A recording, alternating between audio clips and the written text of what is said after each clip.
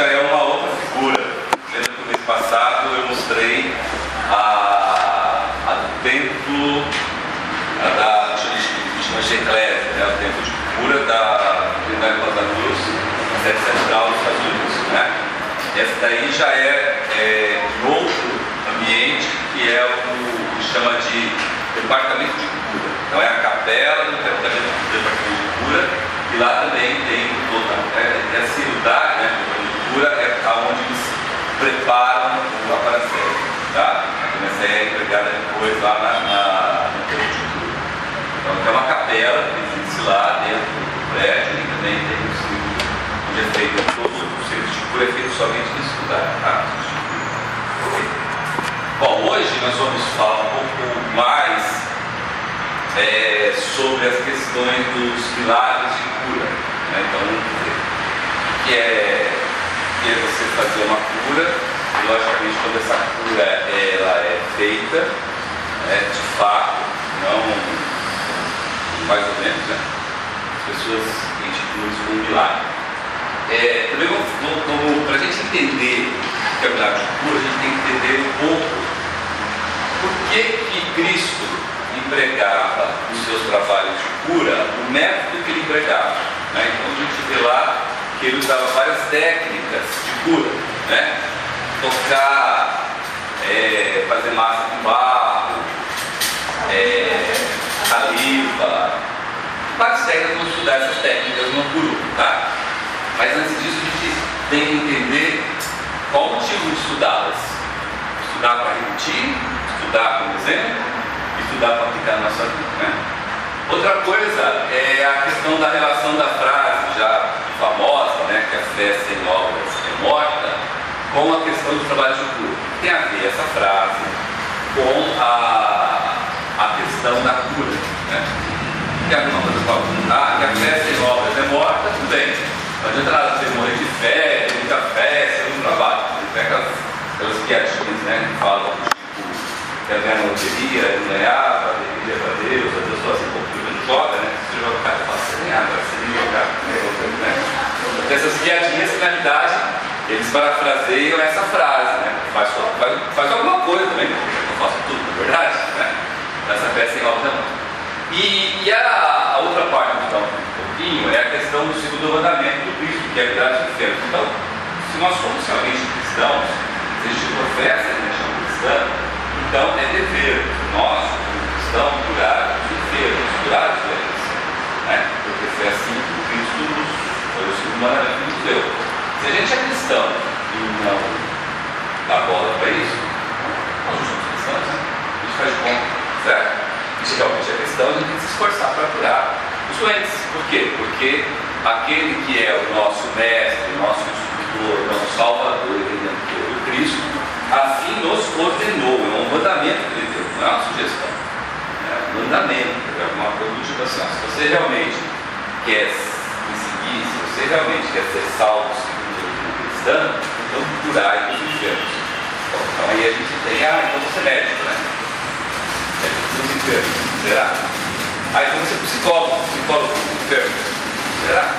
Então você é curandeiro, xamã, sei lá, uma bezedeiro, será que isso dos enfermos? Será? Então nós vamos ver que precisa ser tudo isso ou não necessariamente isso, né? Nós vamos mostrar aqui uma aula da fraternidade nós adultos vários. Bom, aí tem um slide que eu estou passando, que é justamente para a gente gravar na nossa mente.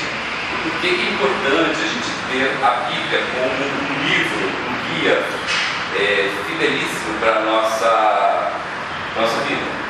Ao invés de eu ir atrás de livro de autoajuda, ao invés de eu ficar lendo o autor da vez, ao invés de eu ficar gastando meu dinheiro, né, com livros e mais livros e mais livros, ao invés de eu ficar babando o ovo em cima de autores, pedindo autógrafo toda vez que sai um livro novo, né, eu tenho um livro que é básico e é melhor que o outro.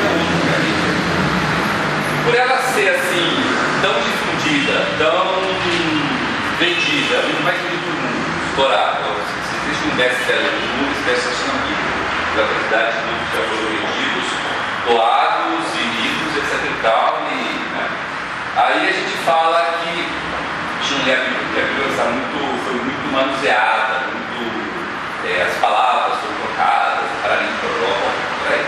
Você tem um livro que já foi dilapidado, as palavras foram trocadas, usaram as palavras, ele continua sendo best-seller, é sinal que alguma coisa de bom ele tem.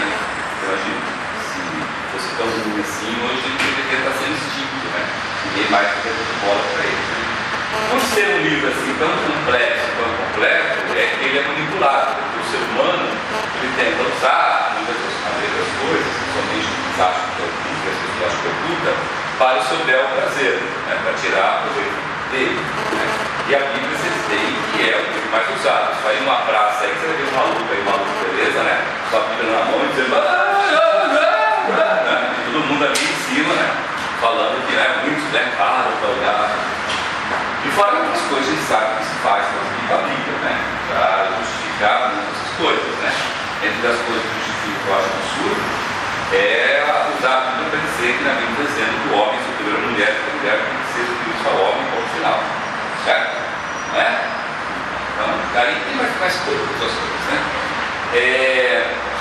Então, só que a Bíblia, segundo a filosofia da cruz, ela foi dada a nós, seres humanos, pelos anjos do destino, os anjos, uma onda de vida que está acima da nossa e que, estando acima de todo o ego, dão a cada um de nós, e a todos, exatamente o que necessitamos para o nosso desenvolvimento. Por quê? Porque os anjos, como onda de vida, eles alcançaram a sabedoria. Ou seja, o conhecimento, todo aquele conhecimento que ainda nós estamos aí tentando adquirir, seja de qualquer assunto, aos anjos isso flui. Porque eles estão na região etérica, estão em contato direto com o que nós chamamos de memória da natureza, que é onde está todo o conhecimento, toda a sabedoria. O que eu quisesse saber, o que eu preciso saber para aplicar em um ponto, já está a resposta lá. Então, os problemas que nós temos aqui, nossos grandes problemas, os anjos não têm, eles têm outros. Né? Nós não sabemos de educação, outros problemas. Mas esses aqui, eles não têm. Né? Então, eles prepararam a Bíblia, certo? Inspiraram as pessoas a escrever, ajudaram as pessoas a escrever. Né? Os seres humanos escreveram, né? Foi João, foi Lucas, foi os profetas, foi pessoas que escreveram, pessoas igual a gente. Não é? Não foi os anjos que escreveram a Bíblia, colocaram embaixo de uma pedra e depois disse para alguém, vai lá e faz uma pedra, bom, pega lá, faz um sucesso. Não foi assim, certo? Até que a Bíblia não tem autor, não existe lá, sabe? A Bíblia assim, a Bíblia, autor, Zé do, sei lá, não tem. Ela não tem um autor, né? Vários autores. Existem versões, e aí cada um é cada um, interpreta do jeito que quiser. Tem versões sérias e versões subsérias, né? Normal, livre, né? E, logicamente, com a evolução, isso que eu sempre falo, com a evolução, ela é uma linha contínua, tem que ter espaço para todo mundo. Então, tem pessoas que adoram a Bíblia e se encantam vivendo o Velho Testamento. Não é? Tem muitos irmãos nossos que frequentam religiões aí, ou seitas neopentecostais, que se vivem em cima do Velho Testamento. Né? Mulherada não pode usar calça comprida, não é verdade? Não pode usar brinco, tem que andar sempre atrás do homem tem que cuidar da mulher, e vai por aí afora, né? Pode cortar cabelo, então, tem de tudo aí, tem de gosto, tem para todos os gostos. Isso é importante, né? Todos os gostos. Salomão tem muitas mulheres, então não pode ter, porque Salomão pôs por homens não, você faz, só para fazer o que você quiser nesse sentido, né? Mas, na filosofia Rosa Cruz, a gente vai estudando, tem um curso para isso, que vai desvendando alguns mistérios da Bíblia em relação ao que realmente significa aquilo que ela está escrevendo e como você aplica aquilo no seu dia a dia. É o desvendar da Bíblia para o nosso dia a dia, né? Aí na Bíblia, então a gente está usando sempre a Bíblia como referência para estudar os tipos de milagres. Aí nós estudamos aí no passado, nas palestras anteriores, aquele conjunto de milagres da Bíblia, que na realidade não são milagres, são alegorias. Alegorias é como se fosse um mito.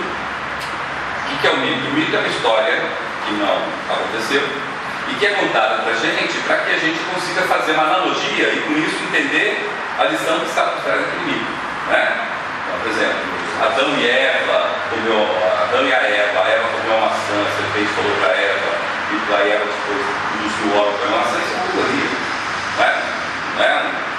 Não é isso que aconteceu. Agora, a simbologia por trás disso, em relação a maçãs, ter como símbolo a árvore de conhecimento do bem e do mal, a serpente ser na realidade os filhos possíveis, etc. A Eva ser o ser humano enquanto encarnado, expressando o polo feminino, que é o polo da imaginação, o Adão sendo o ser humano enquanto encarnado, expressando o polo masculino, que é a vontade. Então aí tem toda essa simbologia por trás, isso é uma alegoria, né? Ele teve muitas recomendações nessa palestra. Aí depois nós estudamos um outro conjunto de milagres, que são aqueles que as leis científicas, elas não contradizem as leis científicas conhecidas, né? Mas elas revelam que esse negócio acontece de um momento muito interessante, né? Tipo, o cara chega lá, no Velho Testamento, onde tinha a lei de raça, a lei de Jeová, e ele chega lá e blasfema com Jeová. Porque você... Daqui a pouco caiu o raio lá. Então quer dizer, pô, tudo bem, caiu um raio na pessoa, acabou de cair aí, né? Semana passada aí caiu, matou 3, né? Então caiu um raio e matar, normal. Agora, cair na hora que o cara nascer na Jeová, ele tá aqui precisando, né? Então, aí tem aqui toda uma explicação esotérica para isso. Por causa de Jeová, Deus de raça, ou de Deus de ele está pelo processo de lei, etc. Né? Aí o outro conjunto que nós estudamos são aqueles em que parece que contradiz a lei científica, né? Mas pode ser que as condições sejam alteradas. Então, por exemplo, você suspender a lei da gravidade, né? E normalmente, né, um corpo objeto flutua. Agora, se você souber trabalhar com a lei da gravidade, você pode fazer ele flutuar. E não é difícil você fazer isso, né? Os auxiliares, nós, enquanto auxiliares invisíveis, treinados na filosofia Rosa Cruz, a gente aprende a fazer isso quando necessário para salvar vidas ou para curar pessoas. Não é possível. Não é possível fazer qualquer coisa. É possível atravessar fogo, atravessar a água, é possível atravessar a parede. As coisas são possíveis de atravessar. Desde que você tenha treinamento esotérico para isso. Né? Uma filosofia Rosa Cruz treina. E a última parte que nós estamos vendo, que é a parte mais comprida, é aquela parte em que a lei científica ainda não é conhecida por nós. Temos muitas leis que ainda não são conhecidas por nós. Temos muitas leis que nós conhecemos há pouco tempo, há muito pouco tempo. Por exemplo, a lei da fissão nuclear, que gera ali a bomba nuclear do lado mal e gera a energia nuclear do lado bom. Nós não conhecemos direito ela ainda. Eu tenho que conhecer que tem uma série de acidentezinhos aí, né? Lá em Japão, em Chernobyl, alguns acidentezinhos, né? Quando estoura, todo mundo sai correndo e fica aí durante vários anos, as pessoas morrendo de sequela por isso. É uma lei, fissão nuclear. Nós não sabemos direito ainda dela. A gente conhece muito pouco. Aliás, nós aqui não sabemos, né? Botar um urânio para nós que faz fissão nuclear, a gente não sabe nem ideia de como é que faz isso. Então, ou seja, ainda é uma lei que precisa de poucos. Né? Agora, quantas outras leis existem que nós não temos ideia, nós sabemos, conhecemos, né? Então nós estamos estudando justamente essa parte. E aí nós fizemos algumas palestras mostrando algumas leis muito interessantes que são utilizadas para milagres. Por exemplo, se eu não sei como materializa uma pessoa e de repente aparece uma pessoa que aí você fala assim, nossa, milagre, e a pessoa apareceu do nada. Ela não apareceu do nada, ela estava aqui. A única coisa que ela fez foi materializar. Ou seja, combinar carbono, hidrogênio e oxigênio com carbono dentro. É uma lei não conhecida por nós, mas para essa pessoa conhece. Verdade, né? São leis não conhecidas. Bom, nesse sentido, nós vamos então, hoje, falar sobre a questão de curar. Primeira coisa, a gente tem que entender o conceito de palavras. E isso no nosso querido Portugal é uma desgraça, certo?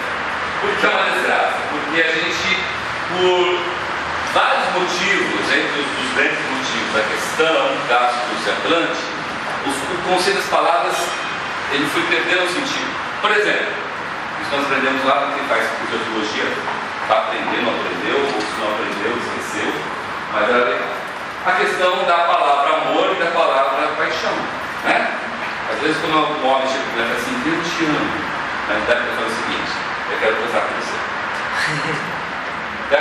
Também depois da dança acabou o amor. Amor. Certo? Verdade? Então a questão do amor, do conceito da palavra amor, ela está extremamente preocupada.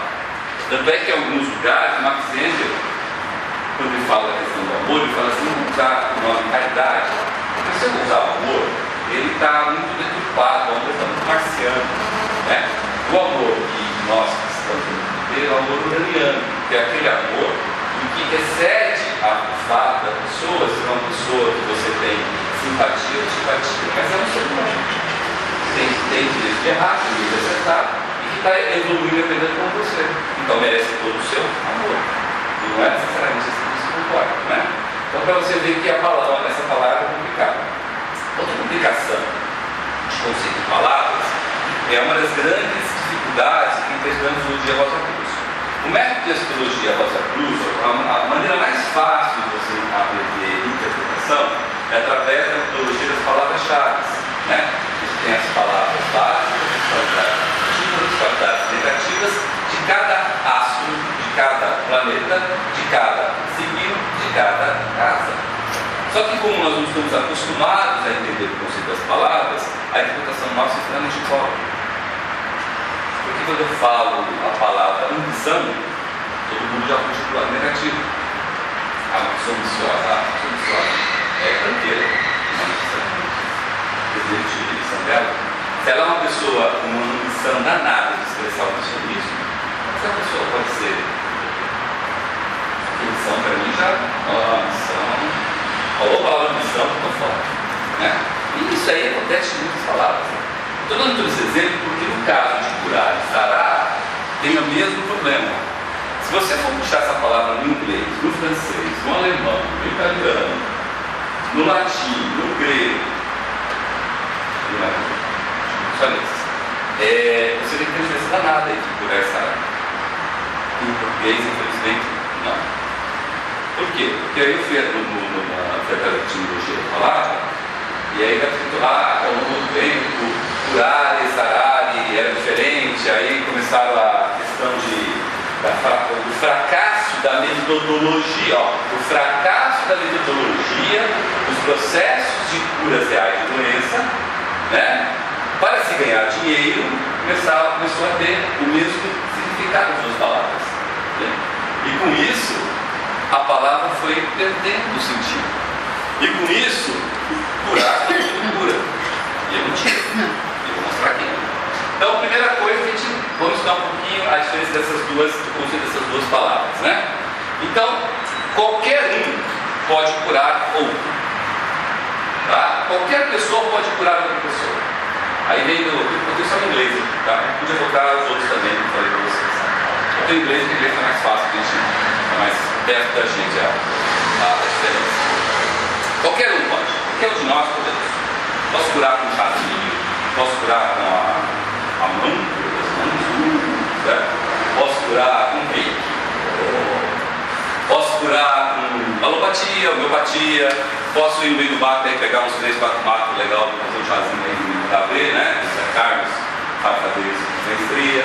Então, posso curar com massagem, né? Posso curar com bolinho, posso curar várias coisas, né? Então, qualquer um pode curar outro, tá?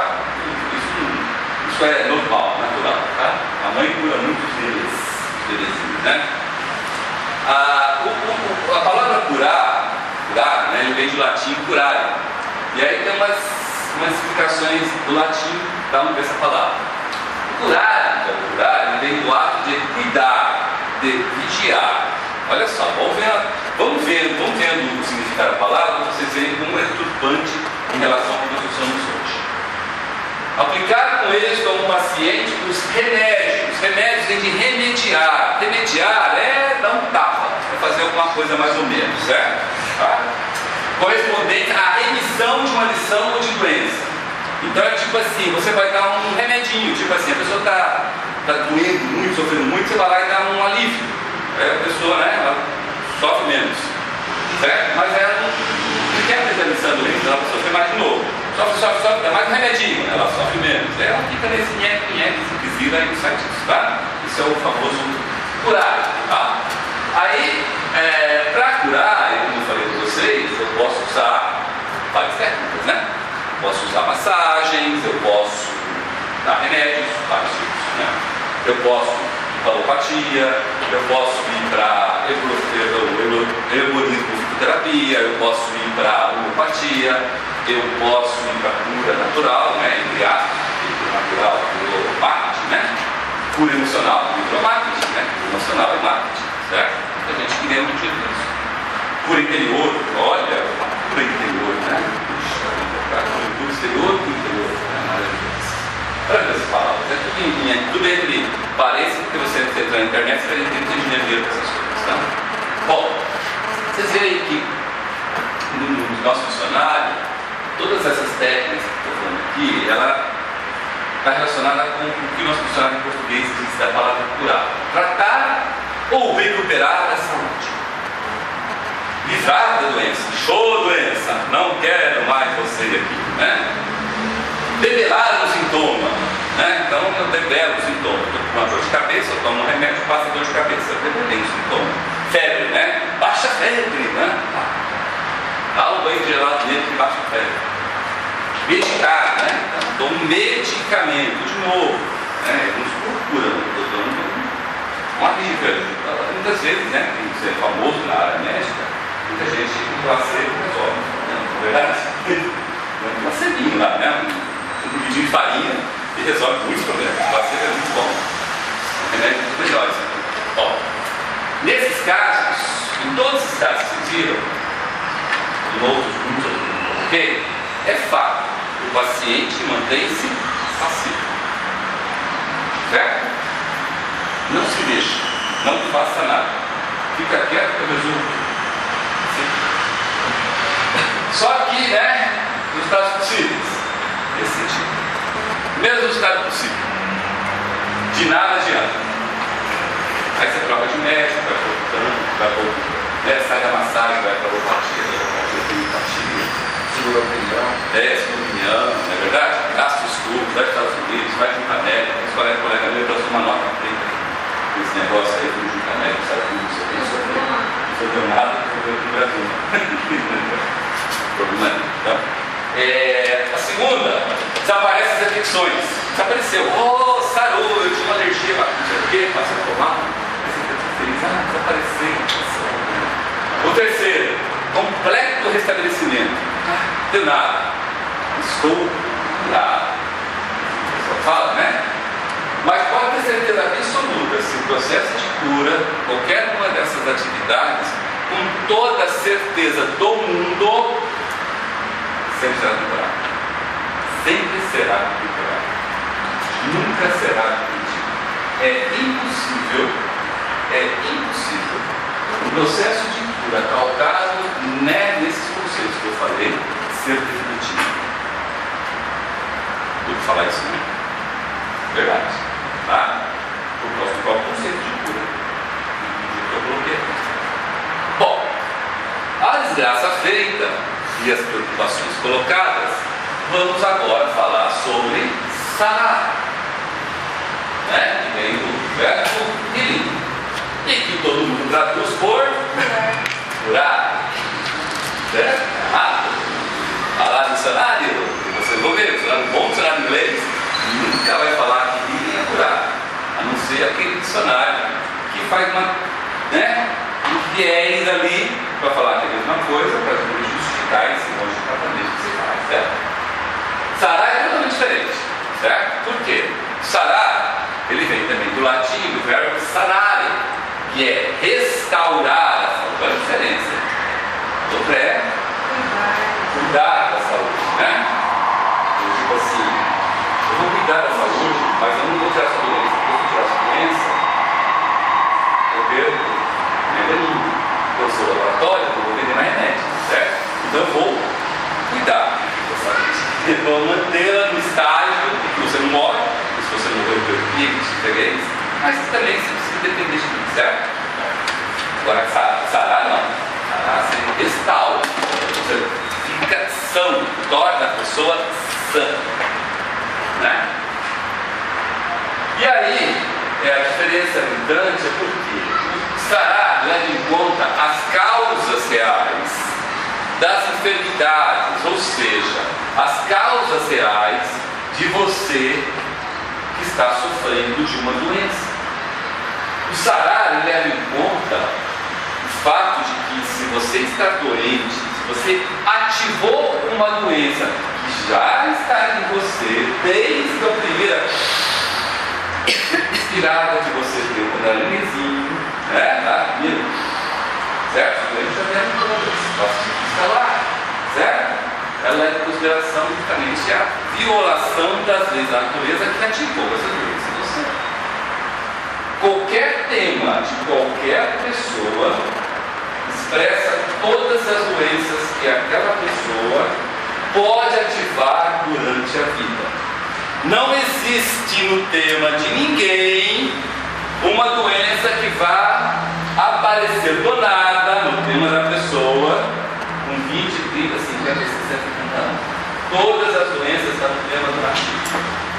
Todas as doenças estão no tema do nativo. Então, tudo lá. Quando passa o panorama da vida, assim que você vai descer, certo? Vai lá, você está descendo. Aí, quando chega ao ponto lá de colocar, de você fazer as conscientizações do ponto principal do corpo denso, e passa o panorama da vida para você, naquela sequência de causa, efeito, causa, efeito, causa, efeito, todas as doenças latentes, elas te passam à sua frente. É o seguinte, ó, se você quiser ir, ativa aquela, se você quiser ir, ativa aquela, se você quiser ir, até o final da sua vida. Certo? Então, nós nascemos doentes, porque a doença é um método de aprendizagem. Nós aprendemos o amor pela dor. Toda vez que eu ativo uma doença, eu estou aprendendo pela dor. Toda vez que eu não ativo essa doença, eu estou aprendendo pelo amor. É simples assim. Muito simples. A gente esquece. Mas é simples. Então, o sará considera essas questões. São questões que nós escolhemos. Não é? Então, o sará, no dicionário de português bem legalzinho, ele fala que é tornar uma pessoa sã.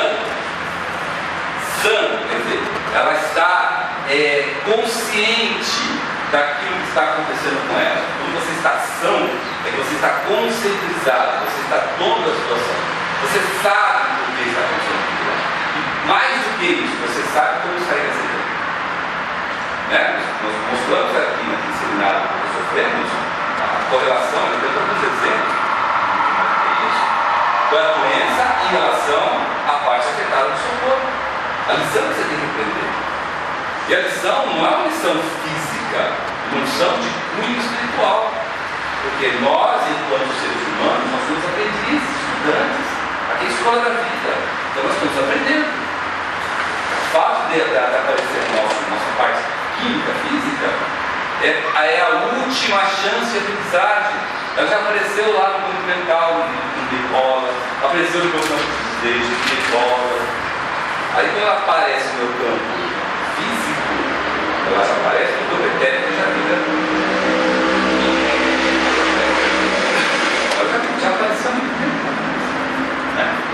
Então, dar saúde a quem está doente. Isso é sará.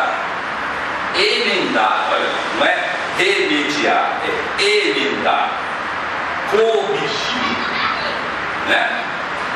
Nesse caso, o paciente mantém-se ativo. Ele tem que fazer alguma coisa. O paciente coopera espiritual e fisicamente com quem cura.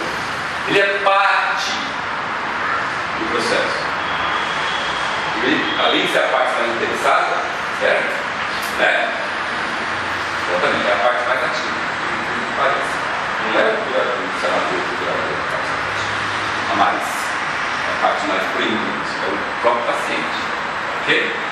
E o único resultado possível de um processo de sarar, né, ou de curar definitivamente, se vocês querem continuar usando a palavra curar, pode usar, mas é curar definitivamente, totalmente, voltar a pessoa a ser sã. lição aprendida, ensina os estudos. O processo, gente, de sarar, de curar definitivamente, não falha. Nunca falha. É um processo. Mas existe uma possibilidade, e essa possibilidade é tão frequente quanto se possa ter, dele não dar certo.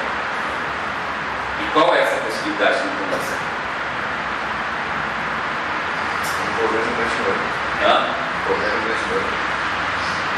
Não, o processo em si não corre o mesmo erro, pode ser, mas mais do que isso.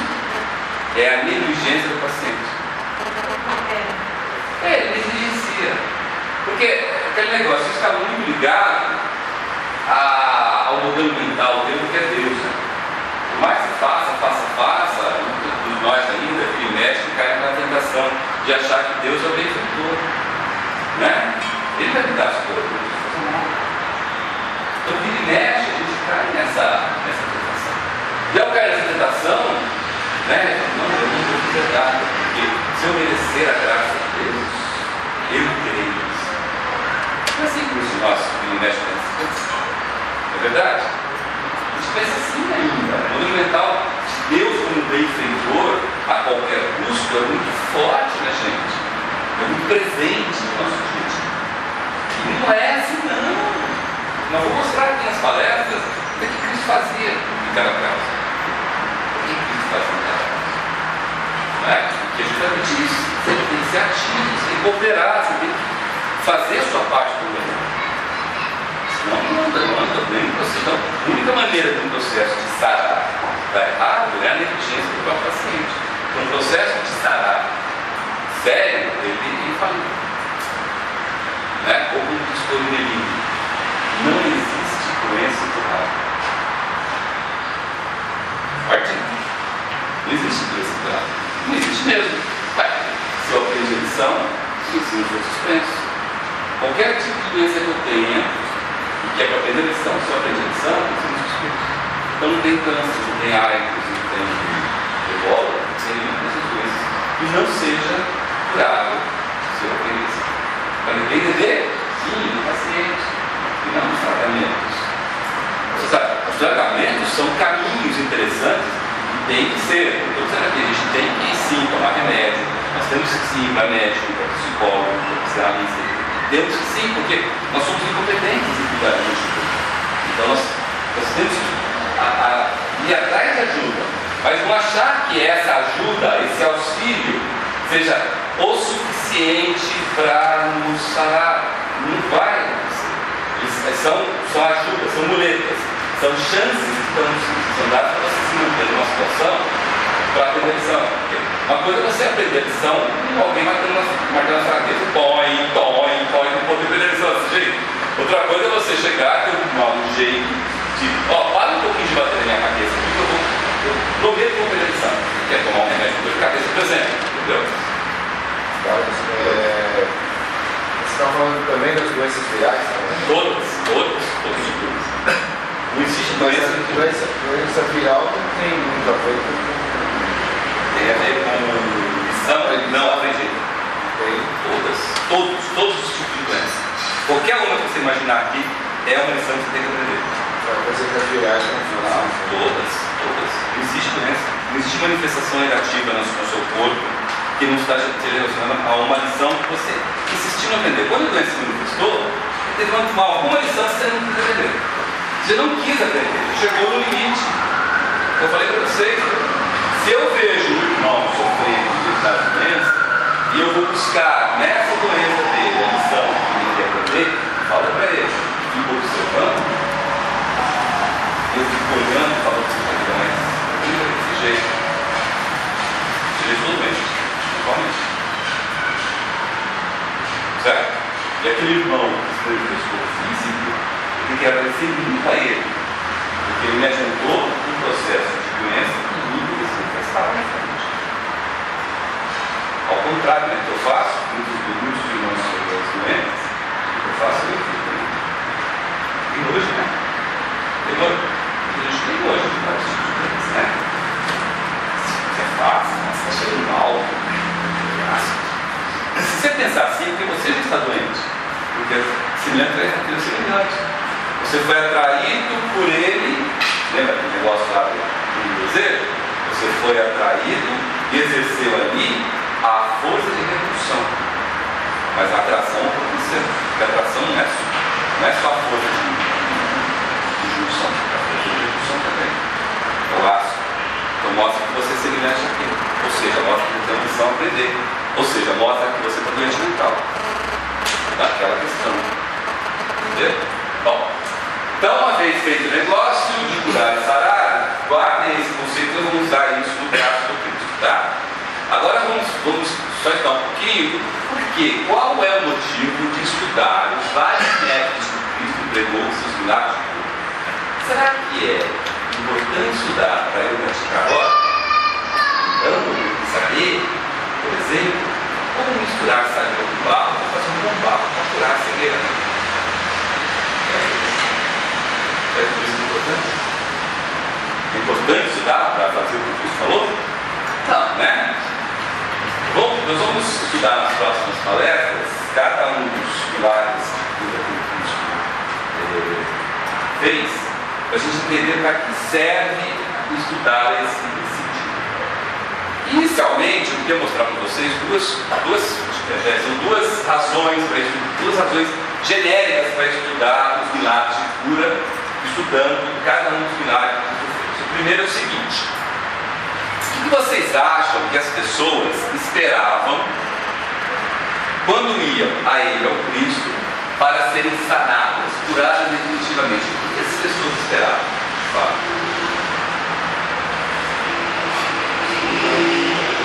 Esse livro vai ter problemas, tudo bem, óbvio, né? Casal, né? Mas eles esperavam que o Cristo falasse para ele: olha, vamos fazer aí 10 exames de sangue, 5 exames de urina, 400 exames de fezes, vamos fazer aí um raio-x, uma ultrassonografia, vamos fazer uma conta médica, vamos estudar o seu caso, uma pessoa rara, é importante para a nossa medicina, estudar, ou se você é uma coisa mental, né? Então vamos fazer uma junta aqui com o psicólogo, chamar aí o Nobel de Medicina, o Nobel das Plantas. Eles esperavam isso, não. Eles esperavam uma coisa muito interessante. Nenhum tratamento físico. Olha lá na Bíblia, cada caso lá, nenhum deles esperava nenhum tratamento físico. Eles iam ao Cristo porque sabiam que eles iam sarar pelo poder do Espírito. É uma coisa espiritual, não visível com os olhos físicos. Ninguém esperava lá que o Cristo fosse pegar um bisturi e abrir um negócio por dentro e tirar o negócio. Nada disso. Se vocês olharem os processos lá, vamos estudar aqui, vocês verem que não tem nenhuma relação cirúrgica. Malemar, no interior, malemar, todo isso é toque. Isso não tinha toque. Olha que interessante. Vocês falam no sofrimento, um patamar muito grande, né? De aprendizado interno. Como se aquilo fosse a libertação. Bem, mas é aquele negócio, uns de nós, né? Não, mas a humildade, lembra um caso, né? Ele já foi. Lembra um caso de um colega nosso que estava no sufoco do hospital. O grande prazer dele foi quando ele mexeu no dedinho. Ele sufoca, tá? Mas está um sufoco tão grande, dores tão intensas, um sufoco tão grande, que ela mexeu o dedinho, foi como se ele tivesse feito a melhor coisa do mundo. Mas também é que a gente hoje, a gente usa e abusa dos processos de remediar, para aliviar. Gente, irmãos e irmãos nossos aqui, somente remédio, gente. Só remédio. Você vai dar uma caixinha lá de remédio não vai embora. Talvez cada meia hora um remédio, um remédio, remédio. E não quer atenção. E vai no médico e bota mais remédio, troca de remédio, não sei o quê. Não quer atender, ele quer viver de remédio. Ele não quer atender. Né? Talvez se tirasse os remédios, fosse muito mais esse questão. Mas poxa, muito realmente. Psicólogos, mesmo que esse psicólogo se avançar, tem pessoas lá que, né? Só para que falam que tem paciente que está liberado, mas ele quer me pagar, ele paga, para ficar lá ouvindo, falando isso. Olha só, olha outra pergunta legal. O que elas mais tinham dele? Quando olhava ao Cristo e uma pessoa ia lá para ser sarada, né? O que é que eles tinham dele? Eles chegavam e falavam assim, não, vai dar certo. Certo? Confiança ilimitada. Ilimitada. Absolutamente essencial. Se não tivesse confiança ilimitada no curador, nós vamos ver mais na frente, você vai ser negligente. Óbvio. Carlos, deixa eu só uma pergunta.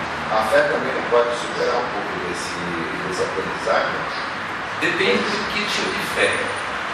Aquela fé, olha assim, ó, tem uma fé danada que vai dar certo. Mas quer dar uma olhadinha para ver se realmente vai dar certo. A fé ela pode superar esse aprendizado? Depende da fé. Se for uma fé inabalável, pode.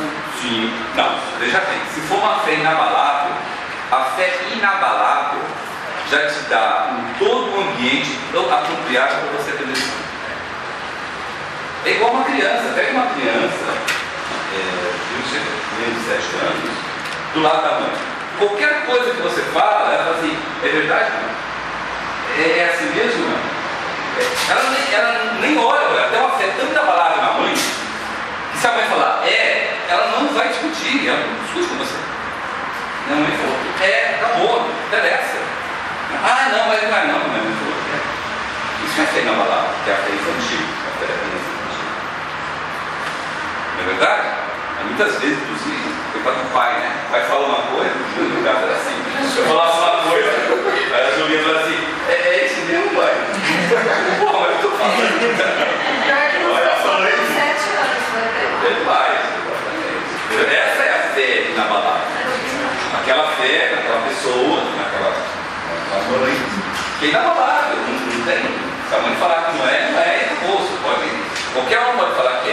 Essa é a fé inabalável. E essa fé vai perdendo, a gente vai perdendo. Hoje nós temos uma fé inabalável. Ele tem aquela fé, né? Eu digo, vai dar certo. Aí você dá uma olhadinha assim para ver se está dando certo. Né? Não é para você olhar. Vai dar certo. Por isso que na filosofia Rosa Cruz tem lá naquele livro Verbo Destino, eu gosto agora de Verbo Destino, né? Verbo Destino. Tem uma passagem interessante lá que fala assim, como que você ajuda uma pessoa de fato? Uma pessoa que está na rua, andando na rua, tá? Como é que você está ajudando a pessoa? Você ajuda da seguinte forma, passando, faço uma oração, mentalizo, faço uma oração, concentro nela, faço uma oração para ela, para que seja feita a vontade de Deus nela, mas que ela tenha uma força de vontade para sair da situação que está e vou embora. De maneira nenhuma. Não olha, a confiança é tão grande, a fé que estava lá, é tão grande nesse processo de ser um canal para aquele irmão, que eu tenho certeza absoluta que vai funcionar e vou embora. Quem de nós faz isso? Não é mais bonito. Olha lá, então, né? Não vou jogar o dinheiro assim, que é vou lá e põe o dinheiro. Né? Quantos de nós ajudamos os outros? Aí os outros fazem qualquer coisa na sua vida, a gente fala assim, não ajuda. Perdi o dinheiro. Teve esportes. Você fez toda aquela intenção sua. Se alguma pessoa usou, não usou, não é programação, mas não pode ser mesmo. Não pode ter programação. Entendeu? Isso que é fé inabalável. Né? Então, duas coisas interessantes. Né? As pessoas que iam a ele esperavam que fosse sarado pelo poder do Espírito, ou seja, não tinha nenhuma intenção de que haveria tratamento físico. Se houvesse, inclusive, tudo bem, mas não era isso que salvava. Ia curar, ia sanar, sabe? A outra questão é essa questão da confiança ilimitada dele, uma fé inabalável. Mas é uma fé inabalável. Eu derrotei confiança ilimitada, porque a palavra fé, de novo, está bem turpada, né? Certo? Se eu tivesse uma fé inabalável, eu jamais falaria, o Senhor é meu pastor, nada me faltará. Eu falaria, o Senhor é meu pastor, não me faltará. Isso é a diferença. Se eu tivesse uma fé inabalável em Deus, eu jamais falaria, Deus existe, porque Deus não existe.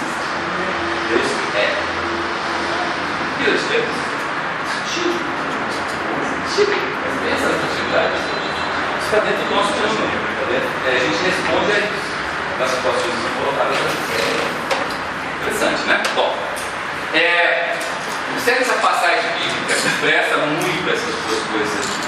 Vou botar aqui, vocês vão lembrar dela. Cristo Jesus partiu dali, dirigindo-se para a sua pátria, para ensinar as pessoas que estavam na sinagoga. A sua pátria é Nazaré. De tal sorte que elas se maravilhavam e diziam: de onde lhe vem essa sabedoria, esses milagres? Não é ele o filho do carpinteiro, José? Não se chama a mãe dele Maria e os seus irmãos, na verdade são primos, né? Antigamente irmãos e primos eram normal, né? Tiago, José, Simão, Judas, e as suas irmãs não vivem todas entre nós? De onde então lhe vêm todas essas coisas? E se escandalizaram dele. Esse cara é mané, é isso, ele faz tudo isso, né? Isso é coisa, né? Mas Cristo Jesus lhes disse: não há profeta sem honra, exceto em sua pátria e em sua casa. Parafraseando atualmente, santo de casa não faz milagre. Não é assim? Então, exatamente isso, né? Nós, enquanto expoentes das nossas famílias, muitos de nós se esforçam totalmente para cuidar da parte espiritual. Aí você olha do seu lado o primo, o irmão, a mãe, o pai, o avô, a avó, o chegado, não está nem aí, só fala assim. Ele fala que você é um bobó. Não é verdade? Então, aí, olha, o nosso grande Salvador e Redentor também passou por isso. Não é um grande alento, nós sabemos isso. Né? E aí ele não conseguiu fazer os milagres lá, por causa da incredulidade dele. Então você vê que a confiança ilimitada no curador, no sanador, é absolutamente essencial, certo? Então as coisas lá, os milagres lá não foram feitas porque as pessoas não tinham fé. Isso aqui em Mateus, tá? Em Marcos, né? Vou ter aqui Mateus e Marcos. Em Marcos é mais forte. Além de escandalizar no caso de Jesus, aí ele levantá-lo, levá-lo para fora da cidade, tocaram ele com uma pedra. Certo? Por quê? Porque imagina, o que é filho do Zé Carpinteiro, da Maria? É isso, brinquei com esse pessoal vinha aqui, ó, eles jogaram a bolinha de gude juntos, sabe o quê? Agora ele vem aqui falando que é o todo-poderoso. Certo? Cara, né? Então essa falta de fé no sanador, no curador, olha, não permitiu até que o Redentor, o Salvador, conseguisse ajudar as pessoas que estavam lá. Porque as pessoas não tinham fé na palavra. Certo? Bom, agora qual é a relação da frase "a fé sem obras é morte"? Que também está totalmente relacionado com o trabalho de Cristo. O trabalho de Cristo, no plano da cultura, nós vamos vir lá para frente mas aqui está fazendo genérico, ele exorta essa frase, que é uma frase da Epístola de São Tiago, tá? Em São Tiago 2,6, que fala: fé sem obras é morte. Esse que se der ideia, essa sentença pequenininha, né? É uma das que mais causam briga entre protestantes e católicos. Certo? Okay? Por quê? Porque o católico, ele diz o seguinte: olha, eu estou aqui para trabalhar. Então vamos falar para trabalhar. Eu tenho aqui para fazer muito melhor. Então eu vou pegar essa coisa. Porque eu sei que eu vou conseguir uma salvação através das obras que eu faço. Né? Por quê? Porque a fé se lava as mãos. Aí depois veio Lutero, né, da onde veio o protestantismo, e disse assim: não, o homem é muito fraco. Nada do que ele faz vai movimentar uma palha da sua salvação. Ele é salvo pela graça de Deus, por isso não faça nada. E aí, ao desenrolar da história, se vocês forem estudar, aí vocês veem porque o católico é tão, vamos dizer, uma tendência muito forte a não ligar para o dinheiro, e porque outros protestantes são os melhores economistas do mundo. Certo? Você vê aí essa história, você vai fazer paralelo, você vai ver a condição dos Estados latino-americanos, né, de economia, de finanças, em relação a um país protestante como os Estados Unidos ou a Inglaterra. Certo? Aí você vai ver a diferença entre a Alemanha do Norte, que é protestante,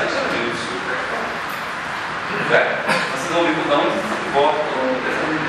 Aí você fica achando que você tem dinheiro, pode só algum protesto. Certo? Então, essa frasezinha aqui já deu pau pra caramba entre as suas religiões. Né? Agora, como nós somos cristãos, e a gente acredita que aqui é o baluarte da evolução, que as coisas que eu tenho que fazer, eu tenho que fazer enquanto encarnar. Se eu vou reencarnar, Léo, Angela, o Espírito Santo, tão muito que eu sou. Né? Que tudo que eu faço aqui, eu faço para aprender, eu faço para resgatar de vida, eu faço para ajudar as pessoas, eu tenho que fazer obras, eu tenho que trabalhar, tem que arregaçar as mangas e pensar, fisicamente falando. Ou seja, a fé sem obras realmente não morre. Na hora de ter fé, no movimento vai morrer. Bom, e aí, a gente tem para isso a própria Bíblia, quando o Cristo, em todos os casos que ele curou definitivamente as pessoas que a ele recorreu, né, sempre, a gente via que essas pessoas tinham que fazer alguma coisa. Né? Vou dar alguns exemplos. Depois nós vamos, nas próximas palestras, descobrir por que mandou a pessoa fazer aquilo, a outra pessoa fazer outra, a pessoa fazer outra, enquanto é só para a gente atestar essa questão de que o paciente tem que ser ativo, ele tem que fazer a sua parte, né? Então ele botou lá, estende a tua mão para outro, toma o teu leite e anda, para outro, vai e banha-te no lado de sua para outro, vai ao sacerdote, oferece a tua ativo. Nesse tem outros montes de cura que cada um mandava o cara fazer alguma coisa, a pessoa fazer alguma coisa, certo? Ou seja, o paciente tinha que cooperar com o grande médico, que é o Cristo, antes que a sua cura se efetuasse. Em outras palavras, há necessidade da participação ativa do paciente, daquele que desejava ser curado definitivamente. Parafraseando uma outra parte da Bíblia: faça a tua parte, que eu te ajudarei. Não está escrito lá, não faça nada que eu te ajudarei. Está falando ao contrário: faça a sua parte e eu te ajudarei. Uma outra parte da Bíblia aqui também, muito relacionada com isso, é o seguinte: a quem muito é dado, mais será dado se essa pessoa se obedecer. E a quem muito é dado, até o que não tem será tirado se essa pessoa não mais obedecer. Certo? Então está tudo relacionado com a parte ativa nossa. Nós somos criados à semelhança e imagem de Deus Criador. O Deus Criador está sempre criando. Lembra? A gente trabalha nos professores, aprendemos as três forças constantes de Deus: criação, manutenção e destruição, que é regeneração, que volta a ser criação, que volta a ser manutenção, que volta a ser destruição, que volta a regeneração. É esse processo que nós estamos fazendo. E é isso que a gente tem que fazer. Então, né, tem essas coisas muito bem relacionadas, né, e conectadas, né? Importante. Bom, aí desemboca então, o que eu falei, em como cumprir os dois mandamentos que Cristo nos deu. Eu falei no início da palestra: se nós somos cristãos, se a gente abraçou a doutrina cristã, se a gente se sente cristão e a gente quer praticar o cristianismo esotérico, o cristianismo místico, nós somos obrigados, nós somos obrigados a obedecer os dois mandamentos, que são mandamentos, não são sugestões, não são faz se quiser, né? São mandamentos do Cristo, né? E quais são os dois? O primeiro mandamento é amar a Deus sobre todas as coisas. Os 10 mandamentos de Moisés. Falou, não é? Começa com B. Isso, pecado evangelho, a nova era, a boa nova, o evangelho. Isso é uma coisa interessante. Se você é cristão, você deve ser pregado o evangelho. Ele não está falando pecado evangelho. Não falou isso. Porque tem muitos irmãos e irmãs que são religiões cristãs e que você, quando vai olhar, isso fala um pouquinho, né? 99,9%. Toda vez que usa o Velho Testamento, usa o seguinte: Paulo falou que está em Isaías, aí volta, Pedro falou que está em Jeremias, volta no Velho Testamento.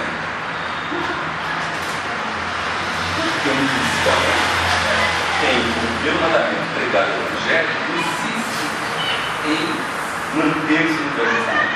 O que vocês acham? Qual o motivo que faz isso acontecer com isso?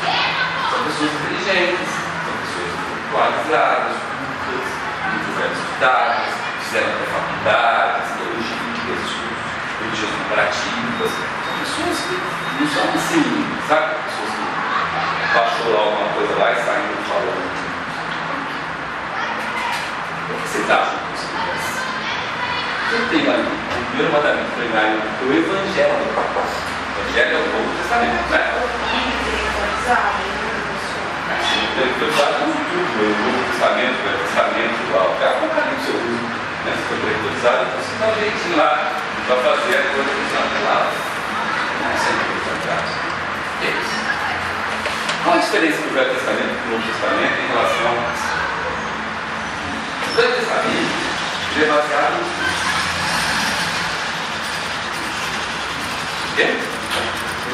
na lei de Jeová, certo? E a lei de Jeová era do tipo: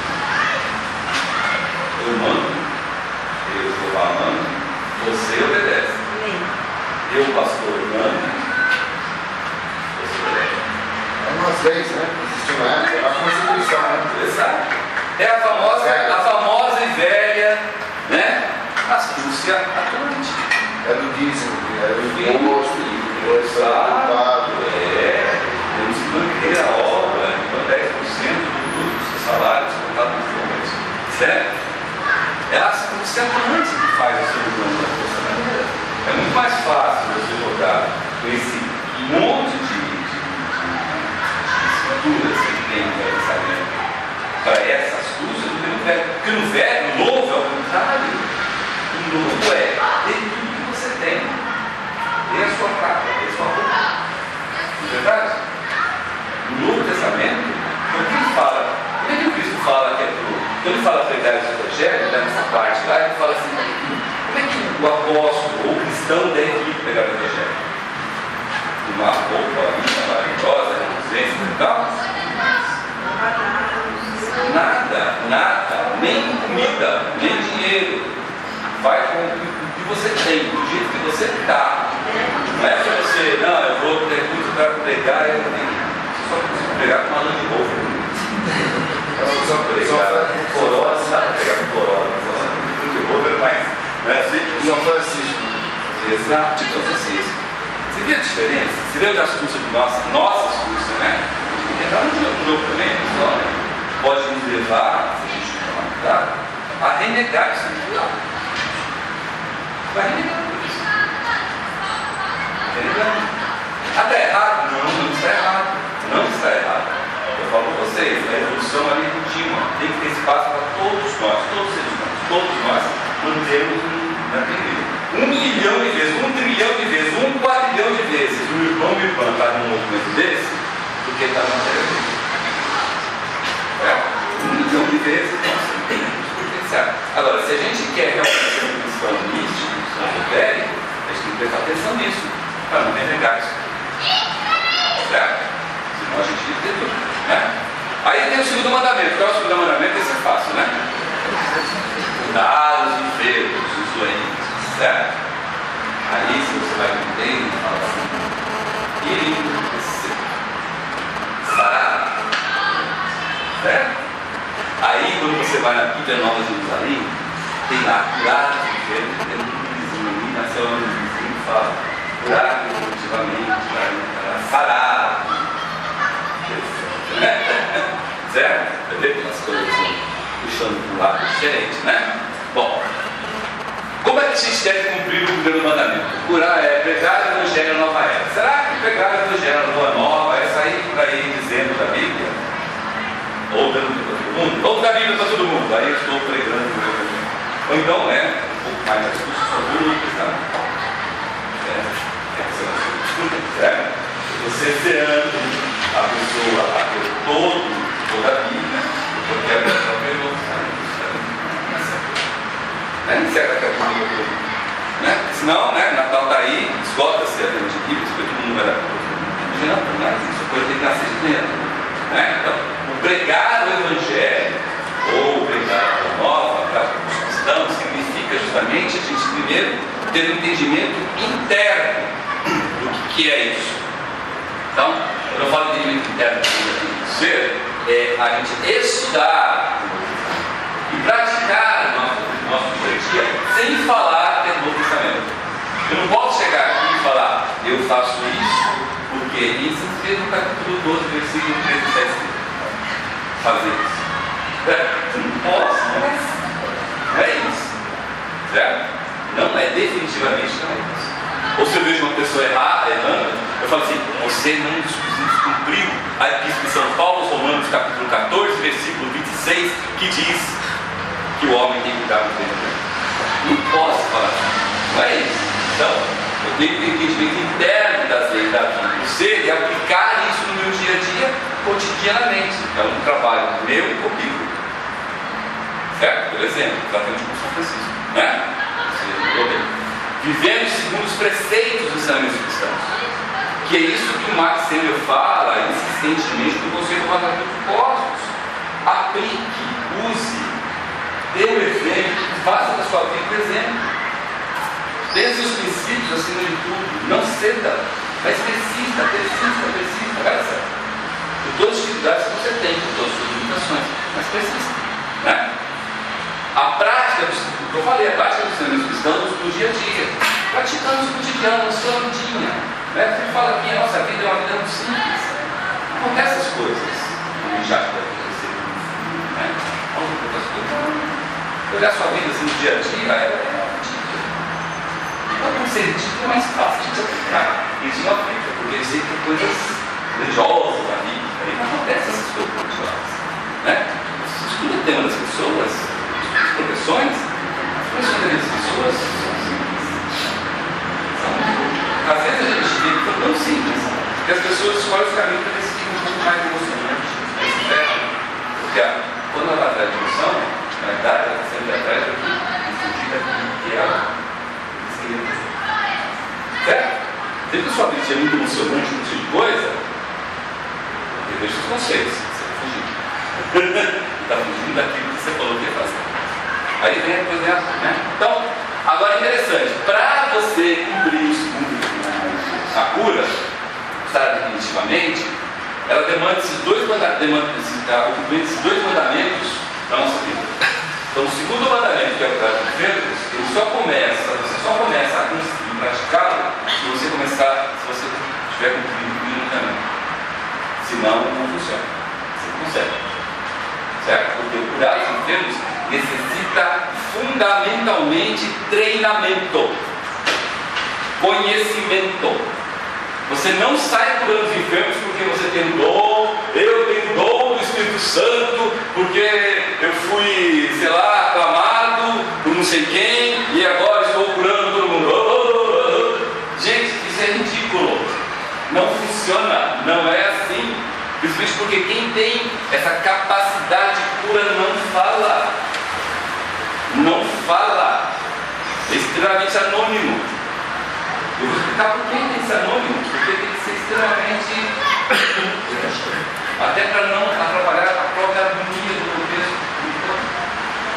Até para a pessoa não cair nessa tentação, porque se ele fizer isso e as pessoas começarem a ter pensamentos e desejos de inveja dele, tudo aquilo que ele conquistou, sabia disso? Isso é coisa muito sutil, extremamente sutil, porque ela não é física, ela é técnica. Né? Mas vamos lá. Bom, segundo mandamento. Para cumprir o segundo mandamento, que é o curar dos enfermos. Vamos começar. Na fraternidade Rosa Cruz, então vou falar agora da fraternidade Rosa Cruz. Uma das 7 escolas de 7 menores. As outras 6 são outras 6. Na fraternidade Rosa Cruz, os irmãos maiores da ordem Rosa Cruz, porque existem irmãos maiores das outras ordens, das escolas, certo? Então, na fraternidade Rosa Cruz, os irmãos maiores da ordem Rosa Cruz, isso é muito importante vocês terem na cabeça, para não falar besteira, que não fala por aí, quer dizer que não, só na Rosa Cruz, a Rosa Cruz funciona. Não existe outro lugar no mundo. Os irmãos maiores é uma patente da fraternidade Rosa Cruz. A fraternidade Rosa Cruz é maravilhosa, é a única que existe no mundo, não existe outra. Quem está na fraternidade Rosa Cruz está salvo, quem não está, não está salvo. Certo? Então, para a gente não cair nessa besteira, deixa bem claro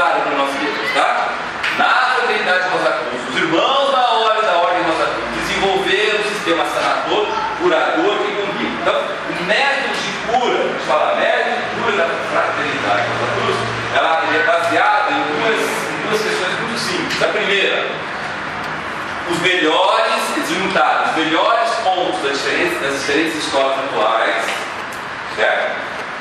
Com um método de diagnóstico e tratamento tão seguro como simples.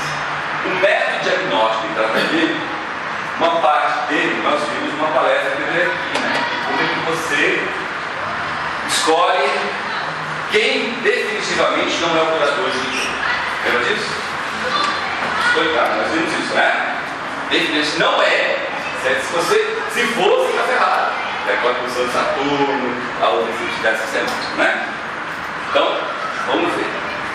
Seres humanos envolvidos. Quais são os seres humanos envolvidos no método de cura da fraternidade Rosa Cruz?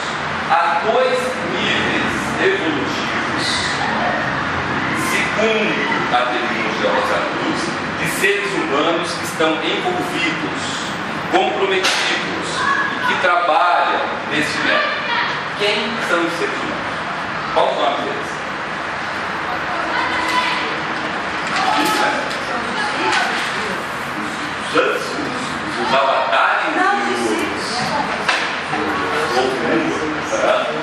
discípulos, os apóstolos, os nazireus e os fariseus, sei lá, os teus. Primeiro, é os caras de comunidades aí, que chama-se de irmãos maiores. Quem são irmãos maiores? São irmãos acima de 2 metros? Irmãos maiores são só homens, porque isso não tem irmãos maiores, né? Quem são os irmãos maiores? Hã? Diga o nome de um irmão maior que você conhece. Não conhece? Jesus.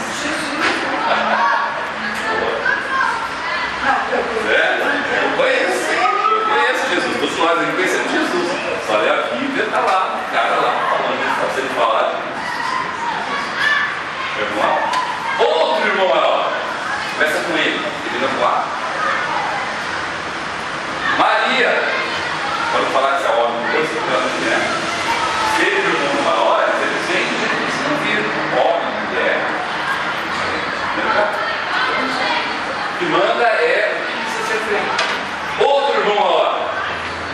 Começa com. Ele já começou com C. Começa com C. A gente conhece duas encarnações dele. Jesus é conhecido, né?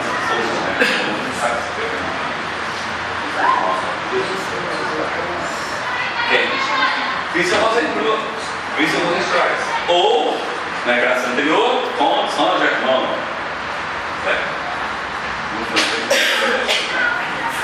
Ok? Então, os irmãos mais a gente conhece, são seres humanos que alcançaram um nível muito elevado de fraternidade. E no caso da fraternidade Rosa Cruz, são os seres mais evoluídos para a escola Rosa Cruz. Não é? Tanto é que nós, seres humanos, nós somos, entre aspas, discípulos deles. Nós aspiramos a chegar a eles. E eles trouxeram toda a técnica da metodologia para conseguir chegar a esse nível. Então são seres humanos, são irmãos nossos, irmãos que trabalharam bastante, se exercitaram e tal, chegaram ao nível de irmãos maiores, alcançar esse elevado nível de fraternidade.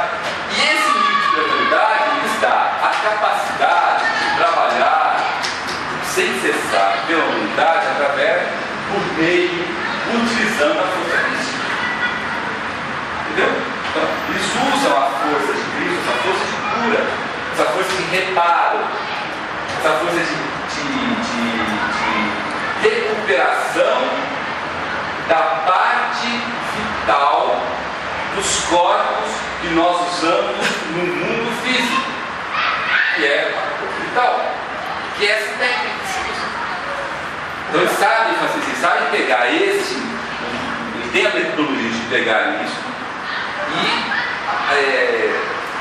preparar para ser utilizado aonde precisar para voltar ao estágio de São Pedro, Paulo e João, essas pessoas não dizem nada se eu levar eles para me ajudar? Esses são todos irmãos maiores. Os apóstolos são todos irmãos maiores. Você pediu eles para ajudar? Pode pedir, mas não necessariamente você tem que ajudar. Esse negócio de a gente pedir para um santo para ajudar, isso acostumou para naquele modelo mental nosso de achar da mesma maneira, né? Se eu tenho um irmão que é pra caramba, eu vou, é obrigação do meu irmão, né? E aí, professor? Será que é obrigação? O meu modelo mental. Vocês alcançaram esse estágio que vale e rola aqui, obrigação de me ajudar. Será que é obrigação? Esse é um modelo mental. Deus é o prefeitor, ele tem que fazer, olha, ele me criou, botou aqui, casar é dele, agora tem que fazer tudo por mim. Isso aí é astúcia atlântica. Não é assim. Ao contrário, o fato de eles estarem no estágio que estão é que deve nos estimular a falar, é possível. É possível, eles chegaram. Eles passaram pelo que eu passei e chegaram. É possível. Eu também vou conseguir. É só eu treinar, eu trabalhar, eu persistir, aprender o caminho, esse caminho que melhor que aquilo lá, e vou persistir nesse caminho, eu chego lá. Sem dúvida alguma. Mas não chegar e falar, ó, meu Santo Antônio, eu quero casar. Pô, tá Santo Antônio, não fica todo isso. Põe na geladeira. Pode tocar cabeça, tudo isso está naquele modelo mental, né? Já que você está aí, me ajuda, pô, caramba. Né? Eu não quero fazer nada, eu quero só você ajudar. Eu pedi a Nossa Senhora Aparecida. É uma maneira, gente. É que eu falo para vocês, não está errado. Não está errado. Não está errado. Mas é um estágio evolutivo que não combina com um ser humano que se auto-intitula cristão místico. É só isso. Não está errado. Mas não adianta você falar que você é um cristão místico e você fica aqui beijando medalhinha de sangue. Você sabe até, você conhece, você sabe o que é essa entidade. Você sabe como é que chega lá. E você sabe que deve chegar lá, mas tem que chegar e ficar te puxando aqui. Né? É questão lógica, né? Racional e principalmente de gratidão. Quando você faz isso, você é grato. Quando você não quer saber o tempo que você levou para chegar lá, você está o seguinte aqui. Já que você chegou, deve também. Não é? Bom, outra coisa foi. Quer falar alguma coisa? Eu tenho uma pergunta. Genealogia de Jesus. Sim. É ok? Não. A genealogia de Jesus não é uma genealogia de irmãos maiores. Essa pergunta é muito interessante. Gente, se você quiser ter um filho ou uma filha, na verdade você tem que se apontar, né? Porque como nós ao contrário. Se eu quero, junto com uma mulher, dar chance a um irmão, a um irmão, o mais elevado possível, certo? Porque, mas eu falo, há uma dificuldade enorme, cada vez mais, de egos evoluídos nascerem. É difícil. Por quê? Porque quem tem condições físicas, psíquicas, emocionais, financeiras, não quer ter isso. Certo? E quem não tem, perturbado, tá nem aí, largadão, blá blá blá blá, querem ter muitos filhos. Só que semelhante é semelhante. Não é evoluído, ele tem que nascer de pais e mães não evoluídos, mas que têm uma vida santa. Certo? Uma vida cristã. Aí é semelhante. Então, se você olha a genealogia de Jesus, ele não é feito de irmãos maiores, mas é feito de pessoas santas. Até que você identifica lá um monte de seres, né?